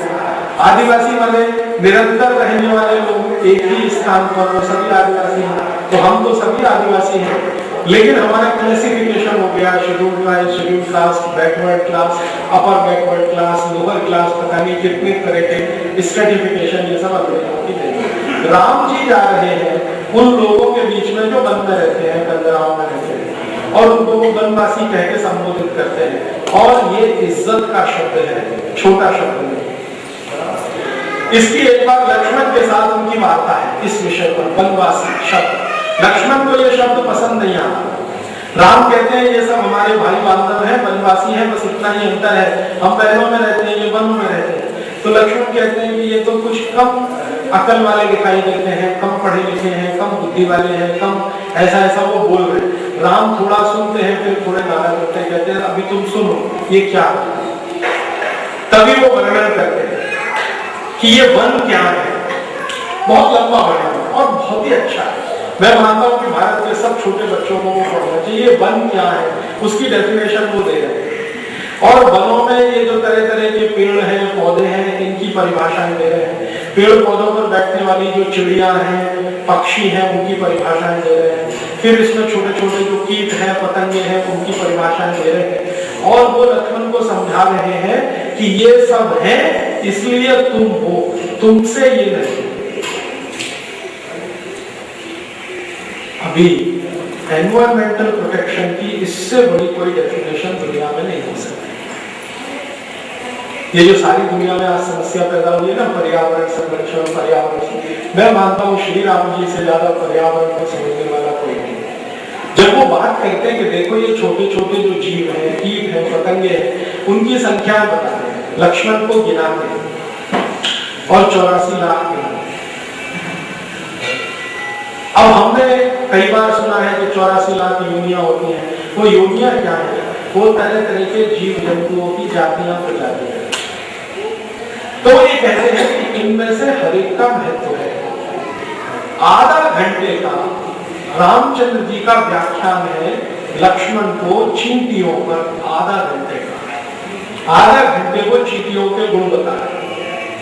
देखो चींटी क्या होती है, कैसी होती है, क्या करती है। वहां पढ़कर मुझे पता चला, जो बाद में मैंने कंफर्म किया तो सच है, वो ये कहते हैं कि ये अद्भुत जीव है जो कभी सोती नहीं। तो वास्तव में चींटी सोती नहीं। ये अद्भुत जीव है जो अपने लिए कुछ करती नहीं है, जो भी करती है परिवार के लिए करती है, अपने लिए कभी कुछ नहीं करती, वो भी सही है। और ये अद्भुत जीव है जो सबसे ज्यादा संयमी है, क्योंकि जब बहुत क्राइसिस होती है तभी घर से बाहर आती है कुछ लेके जाने के लिए, नहीं तो आती ही नहीं। बचपन में मुझे याद आता है जब बहुत सारी चींटियां घर में निकलती थी और मेरी माता जी कहती थी जा आटा डाल के आओ, तो जैसे ही आटा डाला तो गायब हो जाती, मैंने उनकी जरूरत पूरी हुई तो चली जाती। और राम समझा रहे हैं कि प्रकृति में इनका बैलेंस क्या है, और अद्भुत बैलेंस है। फिर लगभग 40-45 मिनट का उनका इससे आगे का एक व्याख्यान है लक्ष्मण के लिए, वो है सफेद चींटी, व्हाइट आइड जिसको कहते हैं। आजकल हम लोग उसे दीमक कहते हैं। दीमक पर 45 मिनट बोला है, थीसिस की जा सकती है, पीएचडी की जा सकती है। राम ने जो बोला है लक्ष्मण को, कंबल रामायण, दीमक की क्या उपयोगिता है? हमारे लिए तो दीमक की एक ही ये है मन में कल्पना कि वो हमारी लकड़ी काट जाती है, हमारा नुकसान कर जाती है, हम उसको मारने की जुगाड़ में हमेशा जुगाड़ में लगे रहते हैं। कभी कोई पेस्टिसाइड खरीद के लाते हैं, कभी कोई मिट्टी का तेल डाल के जलाते हैं, किसी न किसी तरह से मारते हैं। रामचंद्र जी लक्ष्मण को समझा रहे हैं कि अगर ये नहीं है तो तुम्हारा अस्तित्व नहीं। फिर उनसे भी छोटे जो माइक्रो ऑर्गेनिज्म है उनका समझाते हैं, और बहुत लंबा संवाद है, वो कभी फिर बाद में बात करूंगा, पूरी एनवायरमेंटल साइंस उसमें है। लेकिन राम को ये समझ है, और ये बड़ी समझ है। ये समझ जो है ना, भारत में इतिहास का अगर हम हिस्सा निकालना शुरू करें तो 2-4 लोगों को ही ये समझ भारत में है। एक तो रामचंद्र जी को हो गई है, दूसरी महावीर को है ये समझ। जो जैन धर्म की आखिरी तीर्थंकर माने जाते हैं ना, 24वें तीर्थंकर भगवान महावीर, उनको ये समझ है, उतनी ही है जितनी राम को है। वो शायद ऐसा रहा होगा कि 14 साल इन्होंने भी तपस्या की है, 14 साल उन्होंने भी तपस्या की है, शायद ये तपस्या से ज्ञान आता होगा, हो सकता है। तो ये वो समझ है। तब वो बताते हैं कि देखो ये जो बनवासी हैं, ये इन सब के साथ रहते हैं, चींटी के साथ रहते हैं, दीमक के साथ रहते हैं, मक्खी के साथ रहते हैं, मच्छर के साथ रहते हैं। और राम बताते हैं कि देखो इनमें से एक भी जीव ऐसा नहीं है जो अनुपयोगी हो और हम उसको मार सकें, एक भी इसमें से ऐसा नहीं। और तब वो सिखा रहे हैं लक्ष्मण को कि हमारे भारत की जो अहिंसा है वो इसमें से निकली, क्योंकि एक भी जीव जब बिना काम का नहीं है तो तुम मार कैसे सकते हो, तो अहिंसा पे जाना ही पड़ेगा तुमको, और तुम्हारा क्रोध थोड़ा कम करना पड़ेगा। और हमेशा याद रखना, मेरे साथ जब तक तुम हो, कोई भी जीव की हत्या ना होने पाए। ध्यान रखना, चलते समय, झाड़ू लगाते समय। राम उनको समझाते, आप जानते हैं लक्ष्मण जो है ना, उनके माने जो निजी काम है वो लक्ष्मण करते हैं। रामचंद्र जी के निजी काम क्या है, जिसको क्या करते हैं उसमें झाड़ू लगा रहे, तो राम उनको झाड़ू बनाना सिखा रहे हैं कि झाड़ू कैसे होनी चाहिए। तो बताते हैं आगे से खुली रहनी चाहिए, पीछे से कठोर होनी चाहिए, पकड़ने वाला हिस्सा एकदम गुथा हुआ हो, और जो झाड़ू में जमीन पे स्पर्श करने वाला हिस्सा वो खुला हुआ हो, ताकि कोई भी चीज उसके नीचे आए तो मर में ना पाए, बीच में से निकल जाए। इतना माइक्रो लेवल का डिटेल। तो कहते हैं कि चींटी भी काम की है, मक्खी भी काम की है, मच्छर भी काम का है, उनमें एक भी बेकार नहीं है। और इतने काम के जो जीव जंतु हैं, उनके बीच में जो रहने वाले लोग हैं वो हमसे ज्यादा अच्छे हैं, इसलिए ये मूर्ख नहीं है। ये अलग बात है कि इनके शरीर पर कपड़े तुमसे कुछ कम है, तो वो इन्होंने समझकर छोड़े हुए हैं, इसलिए नहीं है कि इनके पास नहीं, छोड़े हुए, जरूरत नहीं है इसलिए छोड़े। फिर बहुत सारे दूसरे गुण बताते हैं और जातियों के हिसाब से बताते हैं। जैसे भील एक जाति है, भील जाति के लोगों की क्या विशेषता है, हजारों साल से किस तरह की विशेषता है। फिर कोल एक जाति है, कोल जाति की विशेषताएं बताते हैं। गोंड एक जाति है, जिसके राज्य को गोंड वाला राज्य बोलते हैं, तो गोंड जाति की विशेषताएं बता रहे हैं। ऐसी अलग अलग जातियां जो वनवासियों के बीच में है, उनका विस्तार से वर्णन को करते हैं और सबके गुण, कर्म और स्वभाव समझा है। देखो इन जातियों में ये गुण है, ये इनका कर्म है, ये इनका स्वभाव है, ये इनका गुण है, ये इनका कर्म है, ये इनका स्वभाव है, ये इनका गुण है, ये कर्म है, ये स्वभाव। और वो कहते हैं कि अगर तुम इनके गुण कर्म स्वभाव को समझ पाओ, परख पाओ, तो हमारे साथ इनकी दोस्ती बहुत अच्छी बनेगी और वो बराबर के स्तर की होगी। और अगर तुम इनके गुण कर्म स्वभाव को नहीं समझोगे तो हमारे इनके बीच का जो संबंध होगा वो राजा और प्रजा का होगा, मालिक और गुलाम का होगा, वो हमारे लिए अभिष्ट नहीं। तब लक्ष्मण को थोड़ी समझ आती है और फिर वो कहते हैं कि ये शास्त्र पढ़ो, ये शास्त्र पढ़ो, ये शास्त्र पढ़ो। और लक्ष्मण कहते हैं कि मेरे पास तो शास्त्र नहीं है। तो कहते हैं यहाँ जंगलों में बहुत सारे ऋषि हैं, उनके पास जाकर पढ़ना शुरू करो, कोई अच्छा मिले तो मुझे भी बताना, मैं भी जाकर पढ़ूंगा। इस तरह का होता है। ये समझने की बात है। हमारे भारत में आज ये समझ हम में से तो चली गई है, हमारे राजाओं में से तो बिल्कुल चली गई। राजाओं में मतलब हमारे आज के जो नेता है, जो प्रधानमंत्री बनते हैं, राष्ट्रपति बनते हैं, मुख्यमंत्री बनते हैं, उनमें किसी में ये समझ नहीं है पर्यावरण क्या होता है, आदिवासी क्या होते हैं, वनवासी क्या होते हैं, उनके गुण क्या है, उनके कर्म क्या है, उनके स्वभाव क्या है। हमने तो एक ही शब्द उनके साथ टैग कर दिया है, ये सब पिछड़ा वर्ग है, तो इनका विकास करना है। तो क्या करना है, अपने जैसा मूर्ख बनाना है।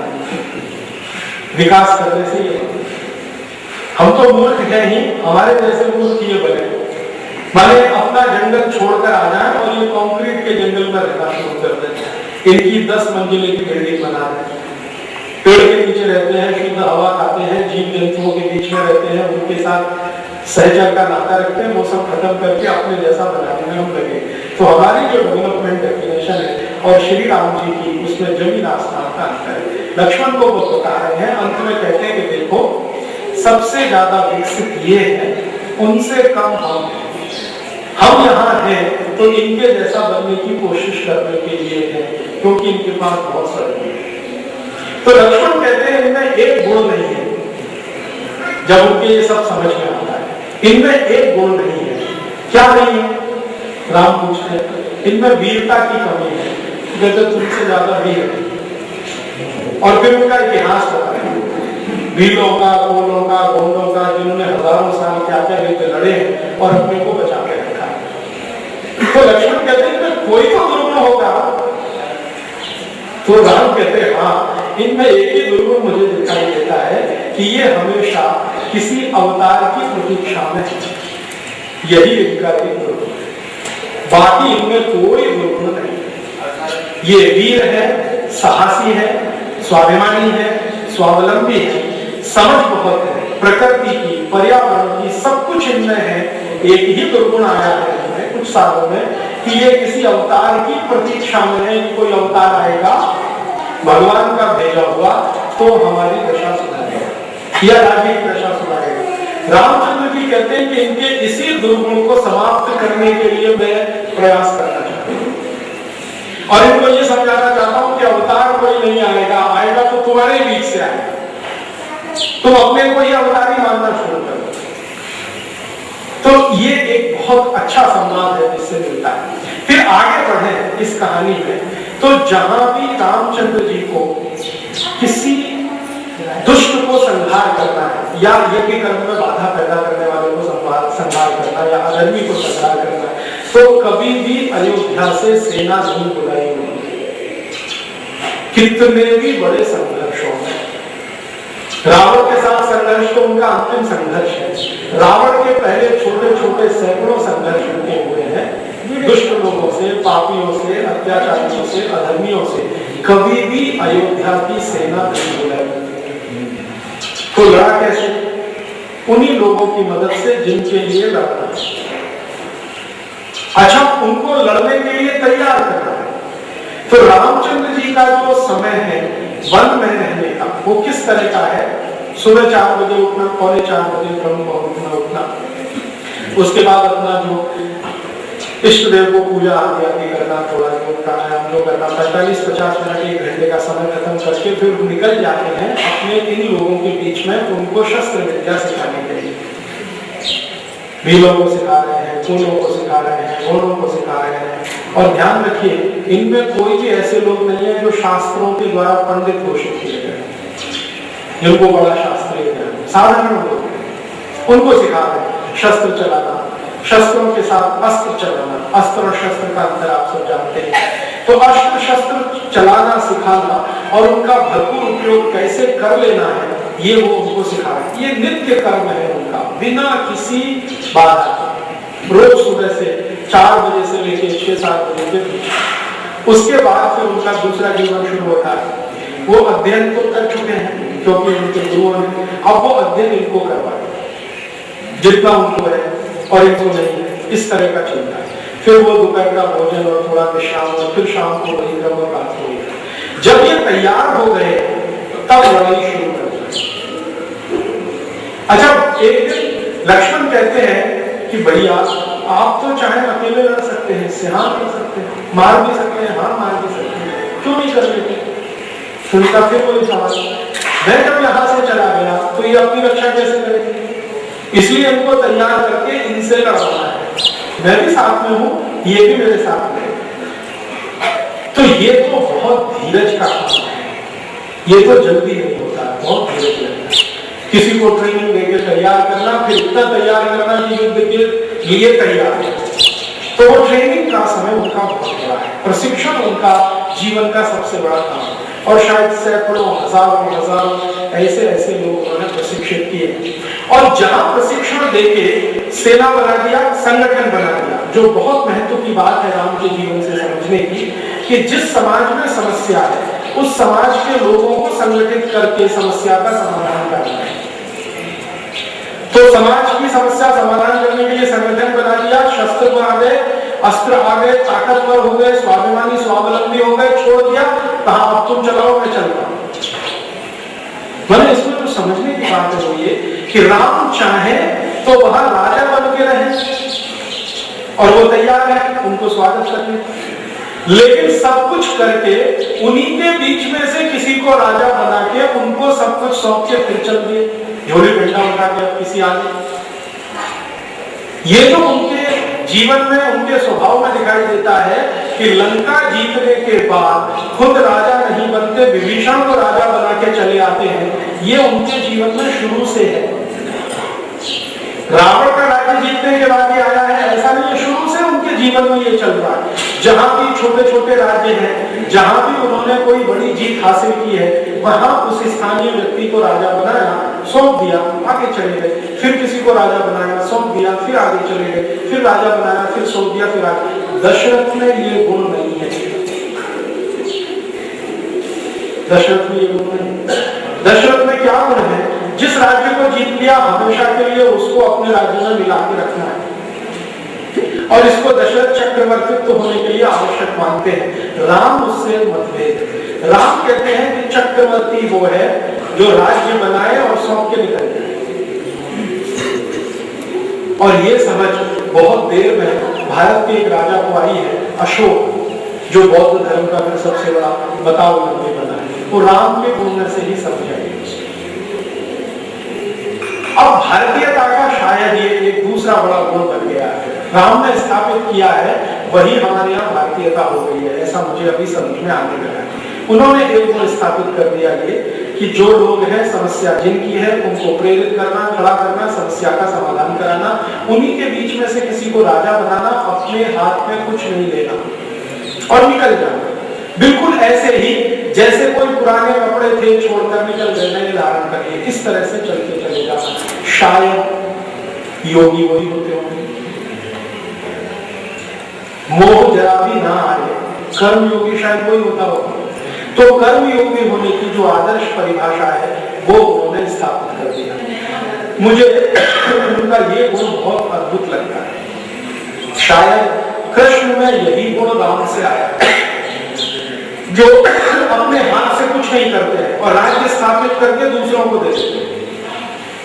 और फिर कृष्ण भी ये कहते हैं अपने जीवन के अंतिम दिनों में कि भारतीयता यही है, भारतीयता यही है जब हम कुछ भी हासिल करें, जरूरत पड़ने पर दूसरों को सौंप दें और निकल जाए बिना किसी मोह के। भारतीयता यही है।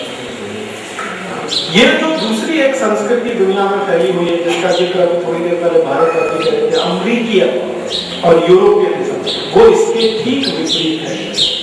दूसरों को जीत लेना, हासिल कर लेना, फिर अपने बीच में गुलाम बना के सैकड़ों साल रखना, वो अमेरिकी।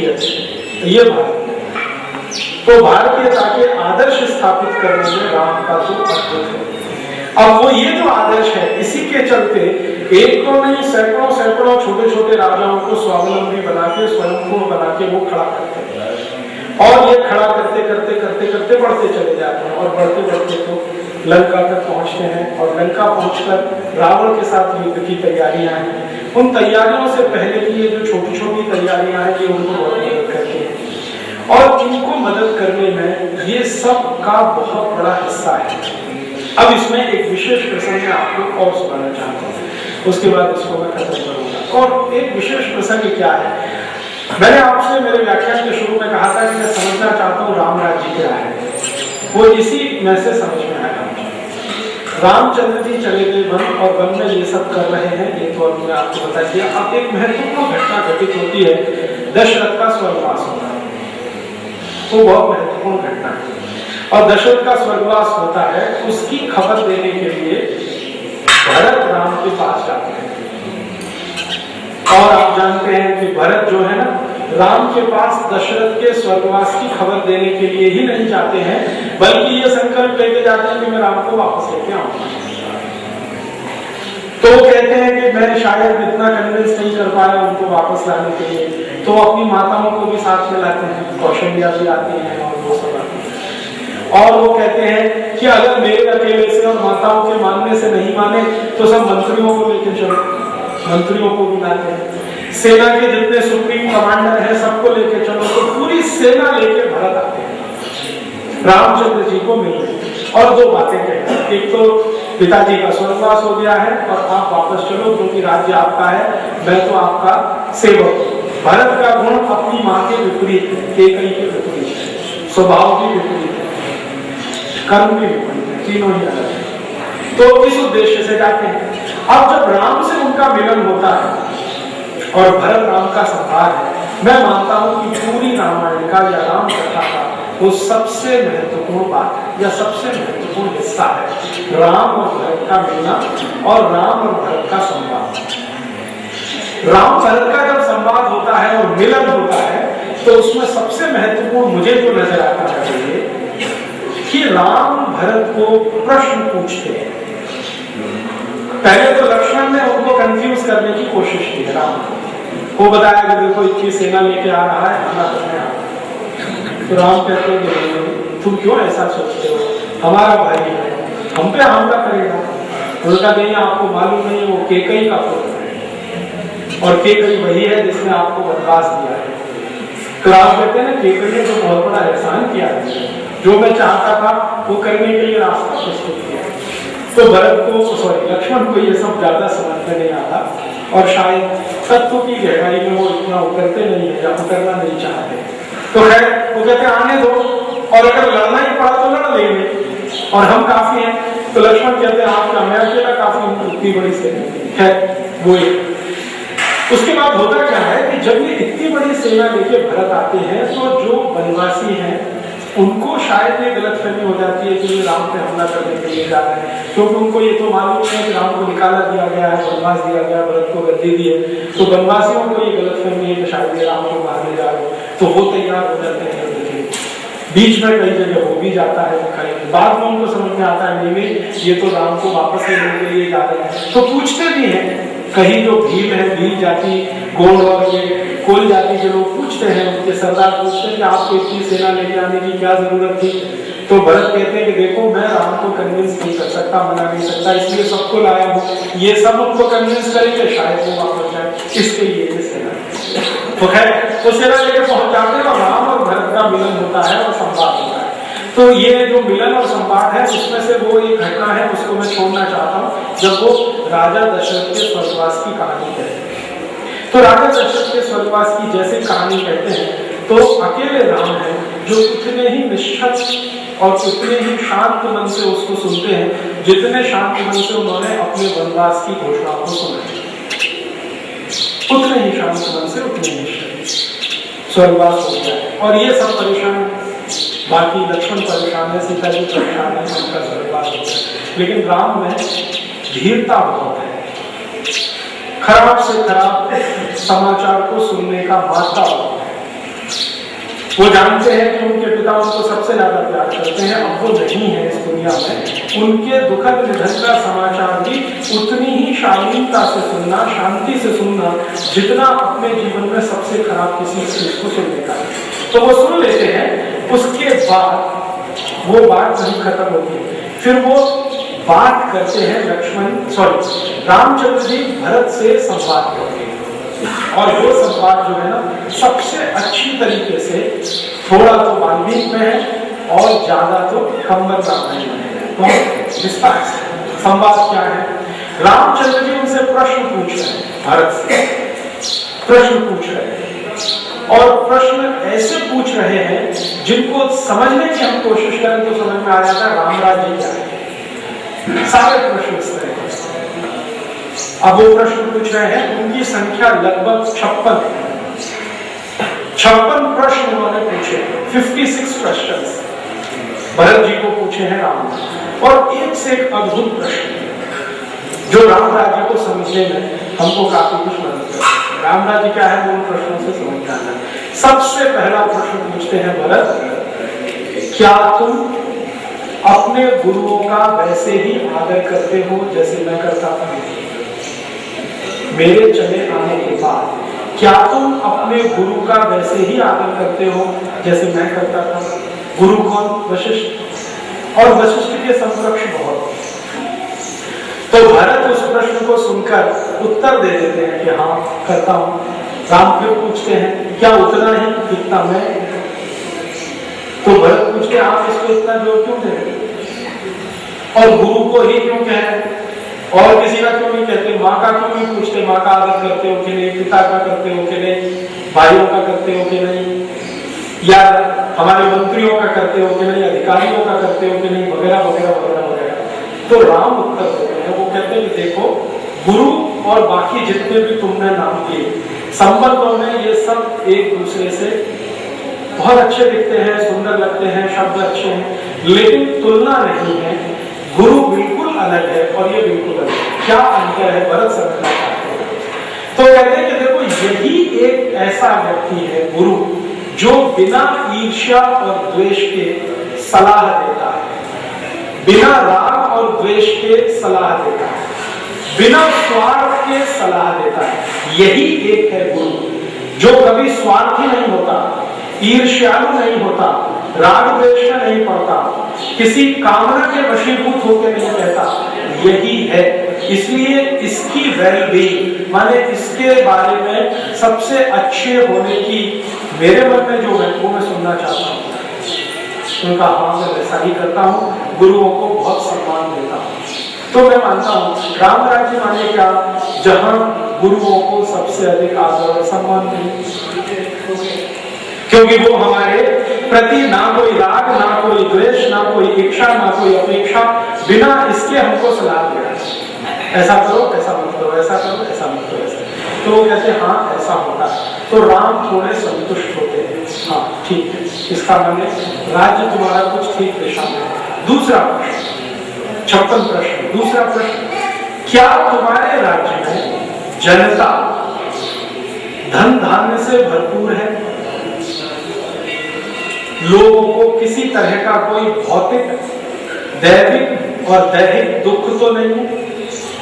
माने गरीबी तो नहीं है, बेरोजगारी तो नहीं है, भूखमरी तो नहीं है, अकाल तो नहीं पड़ रहा है, अतिवृष्टि तो नहीं हो रही है, अनावृष्टि तो नहीं हो रही है। ये सारे प्रश्न एक साथ वो पूछते हैं। क्या तुम्हारे राज्य में ऐसा है? क्या तुम इसके लिए कुछ करते हो? तो भरत कहते हैं कि आपकी कृपा से, ईश्वर की कृपा से, आपके आशीर्वाद से हमारे राज्य में अभी कोई भूखा नहीं है, कोई गरीब नहीं है, कोई बेरोजगार नहीं है।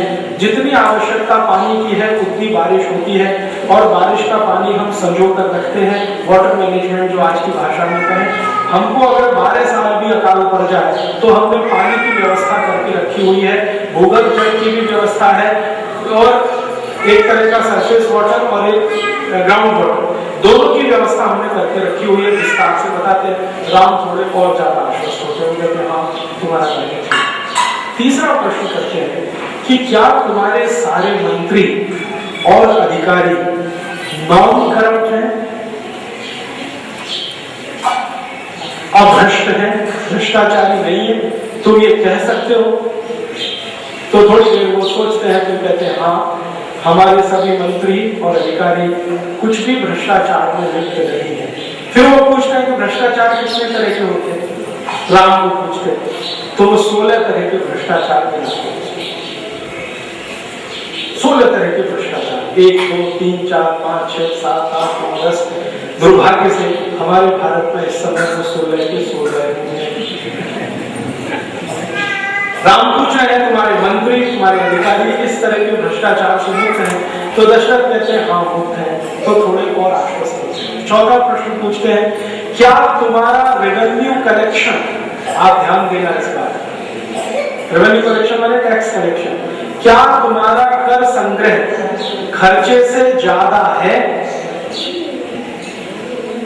माने रेवेन्यू कलेक्शन सरप्लस है, डेफिसिट तो नहीं है? तो भरत कहते हैं हाँ रेवेन्यू कलेक्शन सरप्लस है। तो भरत पूछते हैं आप ये क्यों पूछ रहे हैं रेवेन्यू कलेक्शन? वो कहते हैं कि अगर तुम्हारा कर संग्रह कर खर्चे से ज्यादा है, जिसको रेवेन्यू एक्सपेंडिचर कहते हैं, अगर रेवेन्यू इनकम रेवेन्यू एक्सपेंडिचर से ज्यादा है तभी राज्य को समृद्धशाली बना सकते हो।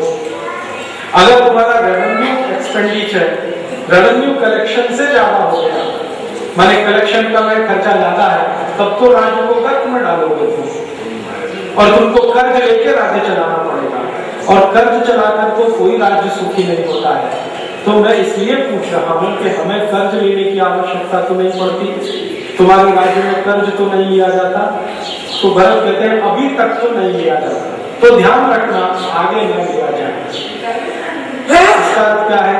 राम राज्य में रेवेन्यू कलेक्शन एक्सपेंडिचर से हमेशा ज्यादा होगा, माने राम राज्य में कर्ज नहीं लिया जाएगा।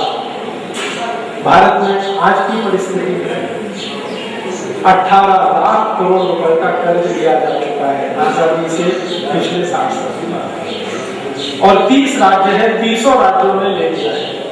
एक भी इस देश में ग्राम पंचायत ऐसी नहीं है जो कर्जदार ना हो, एक भी नगर पालिका ऐसी नहीं है जो कर्जदार ना हो, एक भी केंद्र सरकार ऐसी नहीं है जो कर्जदार ना हो। राम ये महत्वपूर्ण बात पूछ रहे हैं भरत से कि क्या तुम्हारा रेवेन्यू कलेक्शन एक्सपेंडिचर से ज्यादा है, अर्थात कर्ज का जरूरत तो नहीं पड़ती है। तो भरत कह रहे हैं कि हाँ बिल्कुल जरूरत नहीं। चौथी महत्वपूर्ण बात पूछते हैं, क्या तुम्हारे राज्य की सेना सब तुम्हारे आदेश का पालन करती है? सेना के अधिकारी तुम्हारे साथ आदेश को मानने के लिए प्रेरित होते हैं? तुम्हारे व्यक्तित्व ने तुम्हारी सेना के सेनाधिकारियों को प्रेरित किया हुआ है? तो भरत कहते हैं हाँ, कि मेरे सभी सेनाधिकारी मेरे से प्रेरित हैं और मैं जैसा कहता हूं वैसा करने के लिए तैयार है। तो राम कहते हैं हाँ ठीक है, तुम्हारा राज्य सही दिशा में है। आगे एक और प्रश्न पूछते हैं, क्या तुमने अपने राज्य में न्याय की स्थापना की है? न्याय की स्थापना से मतलब भरत पूछ रहे हैं, तो कह रहे हैं कि दुष्टों को दंड और सज्जनों को प्रोत्साहन तुम्हारे राज्य में मिलता है? तो भरत कहते हैं हाँ, आपकी ही नीति पे मैं चलता हूँ, जितने भी दुष्ट हैं उनको मैं दंड देता हूँ और सज्जनों को स्थापित करता हूँ। न्याय तो यही है, राम कहते हैं न्याय तो यही है, दुष्टों को दंड मिले, सज्जनों को प्रोत्साहन मिले। लेकिन राम फिर उसमें एक सब्सिडियरी क्वेश्चन कर रहे हैं कि क्या तुम्हारे राज्य में दुष्टों को खुलेआम दंड दिया जाता है या नहीं? लेकिन मानवीयता से, तो लेकिन और दंड तो खुलेआम मिलना चाहिए लेकिन मानवीयता से। ऐसा करते हो जैसे चोर है, उसने चोरी किया, उसको दंड लोगों के सामने मिलता है। कोई ठग है, ठगी किया, उसका दंड लोगों के सामने होता है। कोई बलात्कारी है, उसने बलात्कार किया, लोगों के सामने उसको दंड दिया जाता है लेकिन मानवीयता से। ऐसा तुम करते हो? तो भरत कहते हैं हाँ करता हूं। अर्थात राम राज्य में दुष्टों को दंड लोगों के सामने होना। क्यों होना? ताकि दूसरे लोग दुष्टता करने से बचें। ये राम राज्य की नीति है। अभी जो होता है दंड किसी जेल की कोठरी में होता है, कोई देख भी नहीं सकता। ये अंग्रेजों की व्यवस्था। राम की व्यवस्था में दुष्टों को दंड खुले में होना चाहिए लेकिन मानवीयता माने उसके मनुष्य होने का ध्यान रखते हुए उसको दंड दो, लेकिन खुले आम सरे आम। हम बहुत बुराई करें अरब देशों की, लेकिन अरब देशों में ये राम राज्य की नीति है, वहां दुष्टों को दंड खुले आम मिलता है। कोई भी अरब देश में जाइए, बहरीन, कुवैत, ओमान, संयुक्त अरब अमीरात, वहां अगर किसी ने चोरी की है तो भरे चौराहे पर हाथ काटते हैं।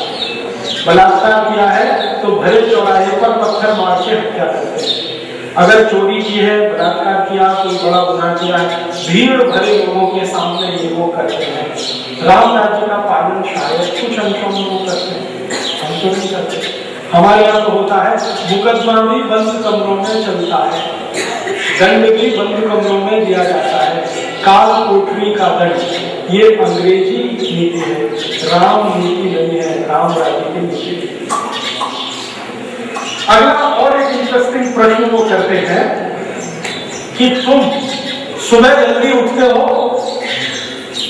ब्रह्म मुहूर्त में उठते हो? आप कहेंगे ये तो पूछने लायक प्रश्न है, लेकिन राम पूछ रहे हैं भरत से तुम सुबह जल्दी उठते हो, ब्रह्म मुहूर्त में उठते हो, हाँ उठता हूँ, फिर लोगों से मिलने जाते हो, हाँ जाता हूँ, तब तुम राजा होने के लायक हो। आप उसके पहले नहीं कहा कि तुम राजा होने के लायक। जब भरत ने ये आश्वासन दे दिया कि मैं सुबह ब्रह्म मुहूर्त में उठता हूँ और रोज अपनी प्रजा के बीच में वैसे ही मिलने जाता हूँ जैसे आप मिलते थे, तो हाँ ठीक है, अभी तुम राजा होने के लायक हो।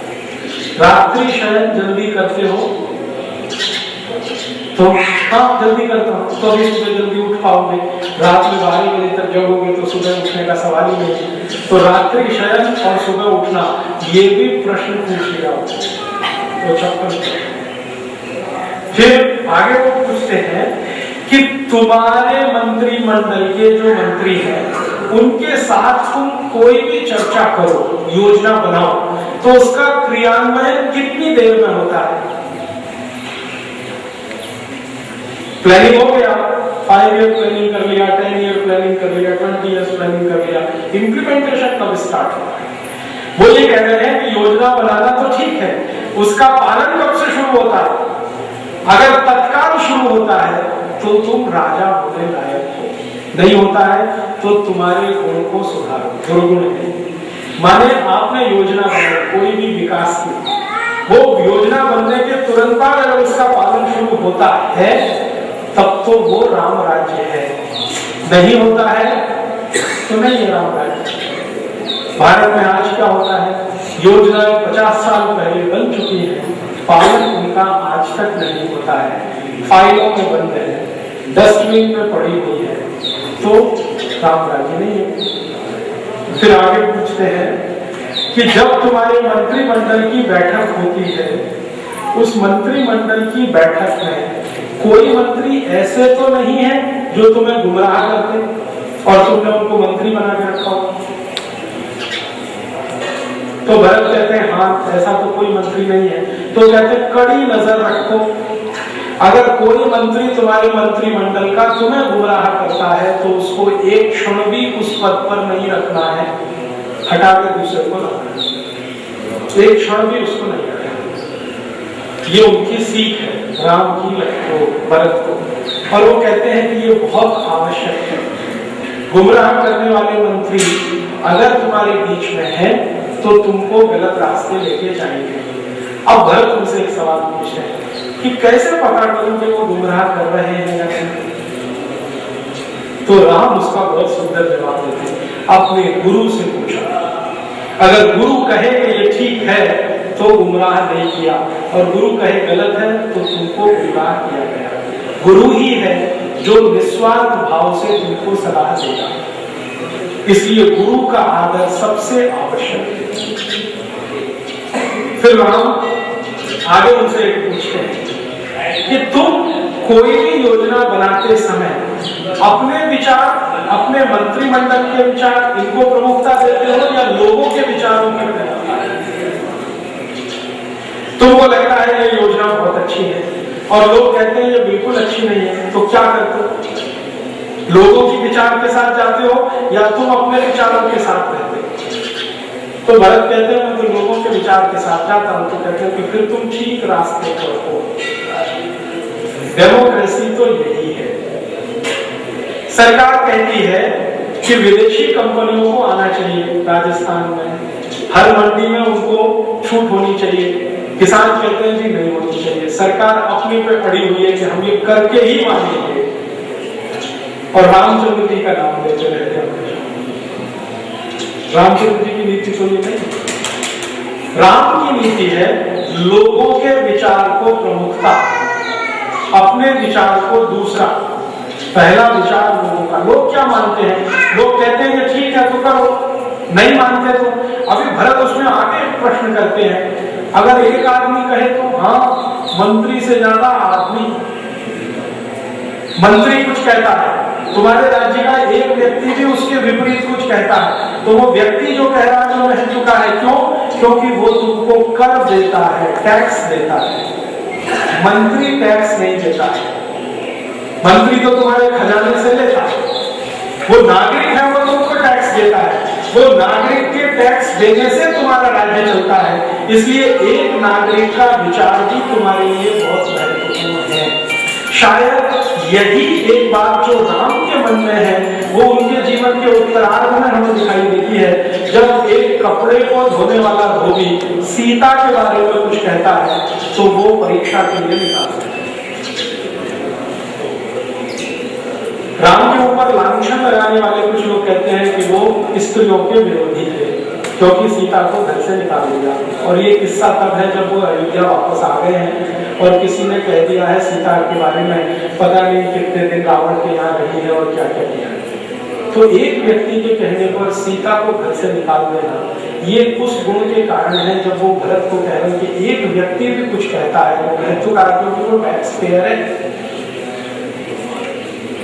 अर्थात राम राज्य में टैक्स पेयर को सबसे ज्यादा ऊंचाई है और मैं नहीं मानता कि इससे बड़ी डेमोक्रेसी कोई हो सकती है। जहां टैक्स पेयर सबसे ऊंचा है, मंत्री और राजा उससे नीचा है। यही शायद लोकतंत्र रहा होगा। राम राज्य शायद किसी को गांधी जी किसी की कल्पना बराबर करें, राम राज्य होना चाहिए, राम राज्य होना चाहिए। फिर एक और बहुत अच्छा सवाल मैं पूछ रहे हैं भरत से कि तुम्हारा अपना जीवन में व्यक्तिगत समय कितना है और सार्वजनिक समय कितना है। तो भरत इसका उत्तर नहीं दे, वो पूछते बताइए क्या होना चाहिए पहले ये बताइए। तो रामचंद्र जी कहते हैं कि जीवन का 1/4 हिस्सा निजी और 3/4 सार्वजनिक होना चाहिए। है तुम्हारा 1/4 माने 6 घंटे, 6 घंटे तुम्हारा अपना है और बाकी 18 घंटे जनता का है। तुम्हारा ऐसा है 18 घंटे काम करते हो लोगों के लिए, सीधी सी बात, 6 घंटे अपने लिए, 18 घंटे जनता के लिए। तो भरत कहता है कि मैं कोशिश करूंगा, तो ठीक है जल्दी से करो, ये बोल रहे हैं। फिर उसके बाद उससे भी ज्यादा इंटरेस्टिंग क्वेश्चन है, वो पूछ रहे हैं कि तुम्हारी जो सेना है उसमें जो बहादुर सैनिक है और बहादुर जो सेनापति है, वो बहादुर सैनिक और सेनापति जब भी कोई अच्छा काम करते हैं तुम उन्हें पुरस्कार देते हो या नहीं। जब भी कुछ अच्छा काम करें, धर्म के, आचरण के, संस्कृति के, परंपरा के किसी काम को अगर वो करें तो तुम उनको पुरस्कृत करते हो कि नहीं। तो भरत कहते हैं हाँ करता हूं।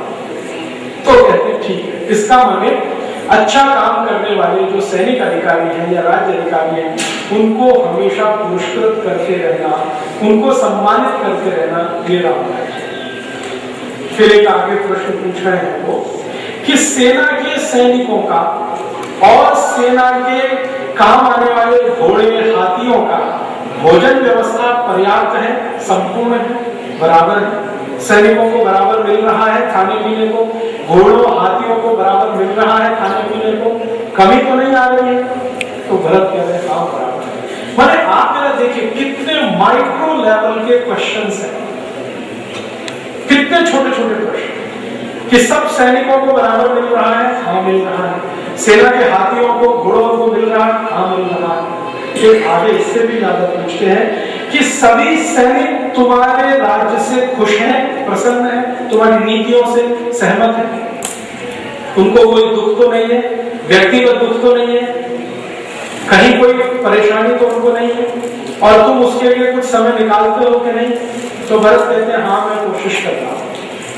तो कहते हैं कि अगर सैनिक तुम्हारे खुश हैं और सेना तुम्हारे ऊपर श्रद्धा रखती है तो कोई दुश्मन तुम्हें पराजित नहीं कर सकता। इसलिए उनकी वेलबींग होना बहुत आवश्यक है। आगे एक और प्रश्न पूछते हैं कि जब तुम मीटिंग करते हो तुम्हारी कैबिनेट की, कैबिनेट शब्द मैंने जोड़ दिया, उसमें तो मंत्री परिषद है, मंत्री परिषद की जब तुम मीटिंग करते हो तो उसमें कोई ऐसा फैसला जो गुप्त रखने योग्य है तो लीक तो नहीं होता। अगर लीक होता है तो तुमको मंत्री परिषद बदलनी पड़ेगी, और लीक नहीं होता तो ठीक है। कोई भी बात जो तुम्हें लगती है सीक्रेट है वो सीक्रेट रहती है या तुरंत बाहर आ जाती है, वो कहते हैं हाँ रहती है। अभी क्या होता है कैबिनेट की मीटिंग में कोई भी फैसला हो, अखबार वालों को पट से एक ऑफ द रिकॉर्ड ब्रीफिंग करते हैं सभी मिनिस्टर्स, नाम नहीं बताएंगे, ऑफ द रिकॉर्ड ब्रीफिंग करेंगे तो पता चलेगा।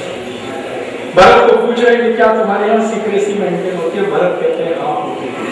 फिर आगे पूछ रहे हैं लोगों की सुरक्षा का क्या है, लोग सुरक्षित हैं तुम्हारे राज्य में दुश्मन से, आंतरिक दुश्मनों से, बाहरी हमले से? तो भरत कहते हैं हाँ सुरक्षित है। फिर पूछते हैं तुम्हारे राज्य में अगर कोई नया व्यक्ति बाहर से आता है तो उस पर तुम्हें नजर रहती है कि नहीं? कोई भी बाहर से आया, व्यापार करने आया है, ज्ञान देने आया है, सेवा करने आया है, लेकिन उस पर तुम्हारी नजर है कि नहीं? तुमको मालूम है कि नहीं कौन व्यक्ति तुम्हारे राज्य में आ गया? तुम्हारे गुप्तचर तुम्हें वो बताते हैं कि नहीं? तो भरत कह रहे हैं हाँ, कभी बताते हैं कभी नहीं बताते। तो कहते हैं तुम्हारी गुप्तचर व्यवस्था ठीक करो।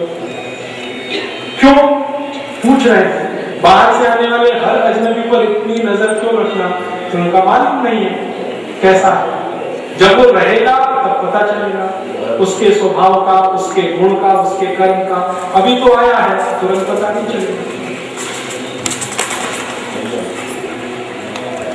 फिर उसके बाद वो पूछ रहे हैं कि क्या तुम्हारे राज्य में चापलूस लोग तुम्हें हमेशा घेरे रहते हैं? जो निपट स्वार्थी, जिनको सिर्फ अपना स्वार्थ दिखाई देता है, वही तुम्हारे आसपास रहते हैं? अगर रहते हैं तो ठीक नहीं है, नहीं रहते हैं तो अच्छा। तो भरत कहते हैं हाँ चापलूस लोग नहीं। तो कहते हैं फिर ठीक है, आने भी नहीं देना, चापलूसों की कोई बात कभी सुनना नहीं। फिर वो कहते हैं कि क्या तुम्हारे राज्य में ऐसे ब्राह्मणों की संख्या तो नहीं बढ़ गई है जो सिर्फ पैसे के लिए करते हैं? पैसे के लिए ही सब करते हैं।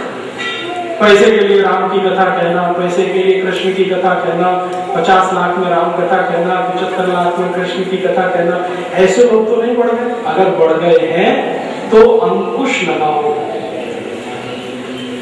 आज के समय में मैं आपको चाहूं तो नाम गिना सकता हूं जो राम कथा कहने का 25 lakh, 50 lakh, 75 lakh, 1 crore air conditioner car, air conditioner घर, एयर कंडीशनर हवाई जहाज, इसके बिना राम की कथा नहीं करते। और रामचंद्र जी के वनवास का इतना दारुण दृश्य प्रस्तुत करते हैं कि आप रो दें, और वो एयर कंडीशन हॉल में बैठकर। राम खुद कह रहे हैं कि क्या तुम्हारे राज्य में ऐसे ब्राह्मणों की संख्या तो नहीं बढ़ गई है जो सब कुछ पैसे के लिए करते हैं? अगर बढ़ गई है तो तुरंत उस पर काबू करना, नहीं तो राज्य रसातल में जाएगा। फिर एक और प्रश्न पूछ रहे हैं कि तुम्हारे राज्य के जो गुप्तचर हैं, जो तुम्हें सूचनाएं लाते हैं बाहर से, उनमें कोई विदेशी तो नहीं है? तो भरत पूछते हैं विदेशी होने का मतलब जिसका जन्म तुम्हारे राज्य के बाहर हुआ हो, ऐसा कोई गुप्तचर तो नहीं है? धोखा हो सकता है। हम तो बाहर के जन्म लिए हो उनको प्रधानमंत्री बनाने को तैयार हैं, और डेमोक्रेसी के नाम पर। रामचंद्र जी कह रहे हैं कि बाहर के राज्य में जन्म लिया हुआ व्यक्ति दूत बनने के लायक भी नहीं है। प्रधानमंत्री बनना तो बहुत दूर की बात है, राष्ट्रपति होना तो उससे भी आगे की बात है। वो तो दूत बनने के लायक नहीं है जो तुमको संदेश लाके दे, क्योंकि उसकी निष्ठा कभी भी बदलेगी तो धोखा होगा। इसलिए तुम्हारे अपने जो दूतों की व्यवस्था है उसमें कोई विदेशी मूल का तो नहीं? सीधा सा प्रश्न है। तो भरत कहते हैं नहीं है। तो राम कहते हैं मुझे शक है कि है जो तुम्हारे राज्य से पैदा नहीं हुए। तो भरत कहते हैं मैं समझ गया आप किन की तरफ इशारा कर रहे हैं। तो बात यह है कि भरत के राज्य में कुछ ऐसे लोग हैं जो केकई के राज्य से आए हैं।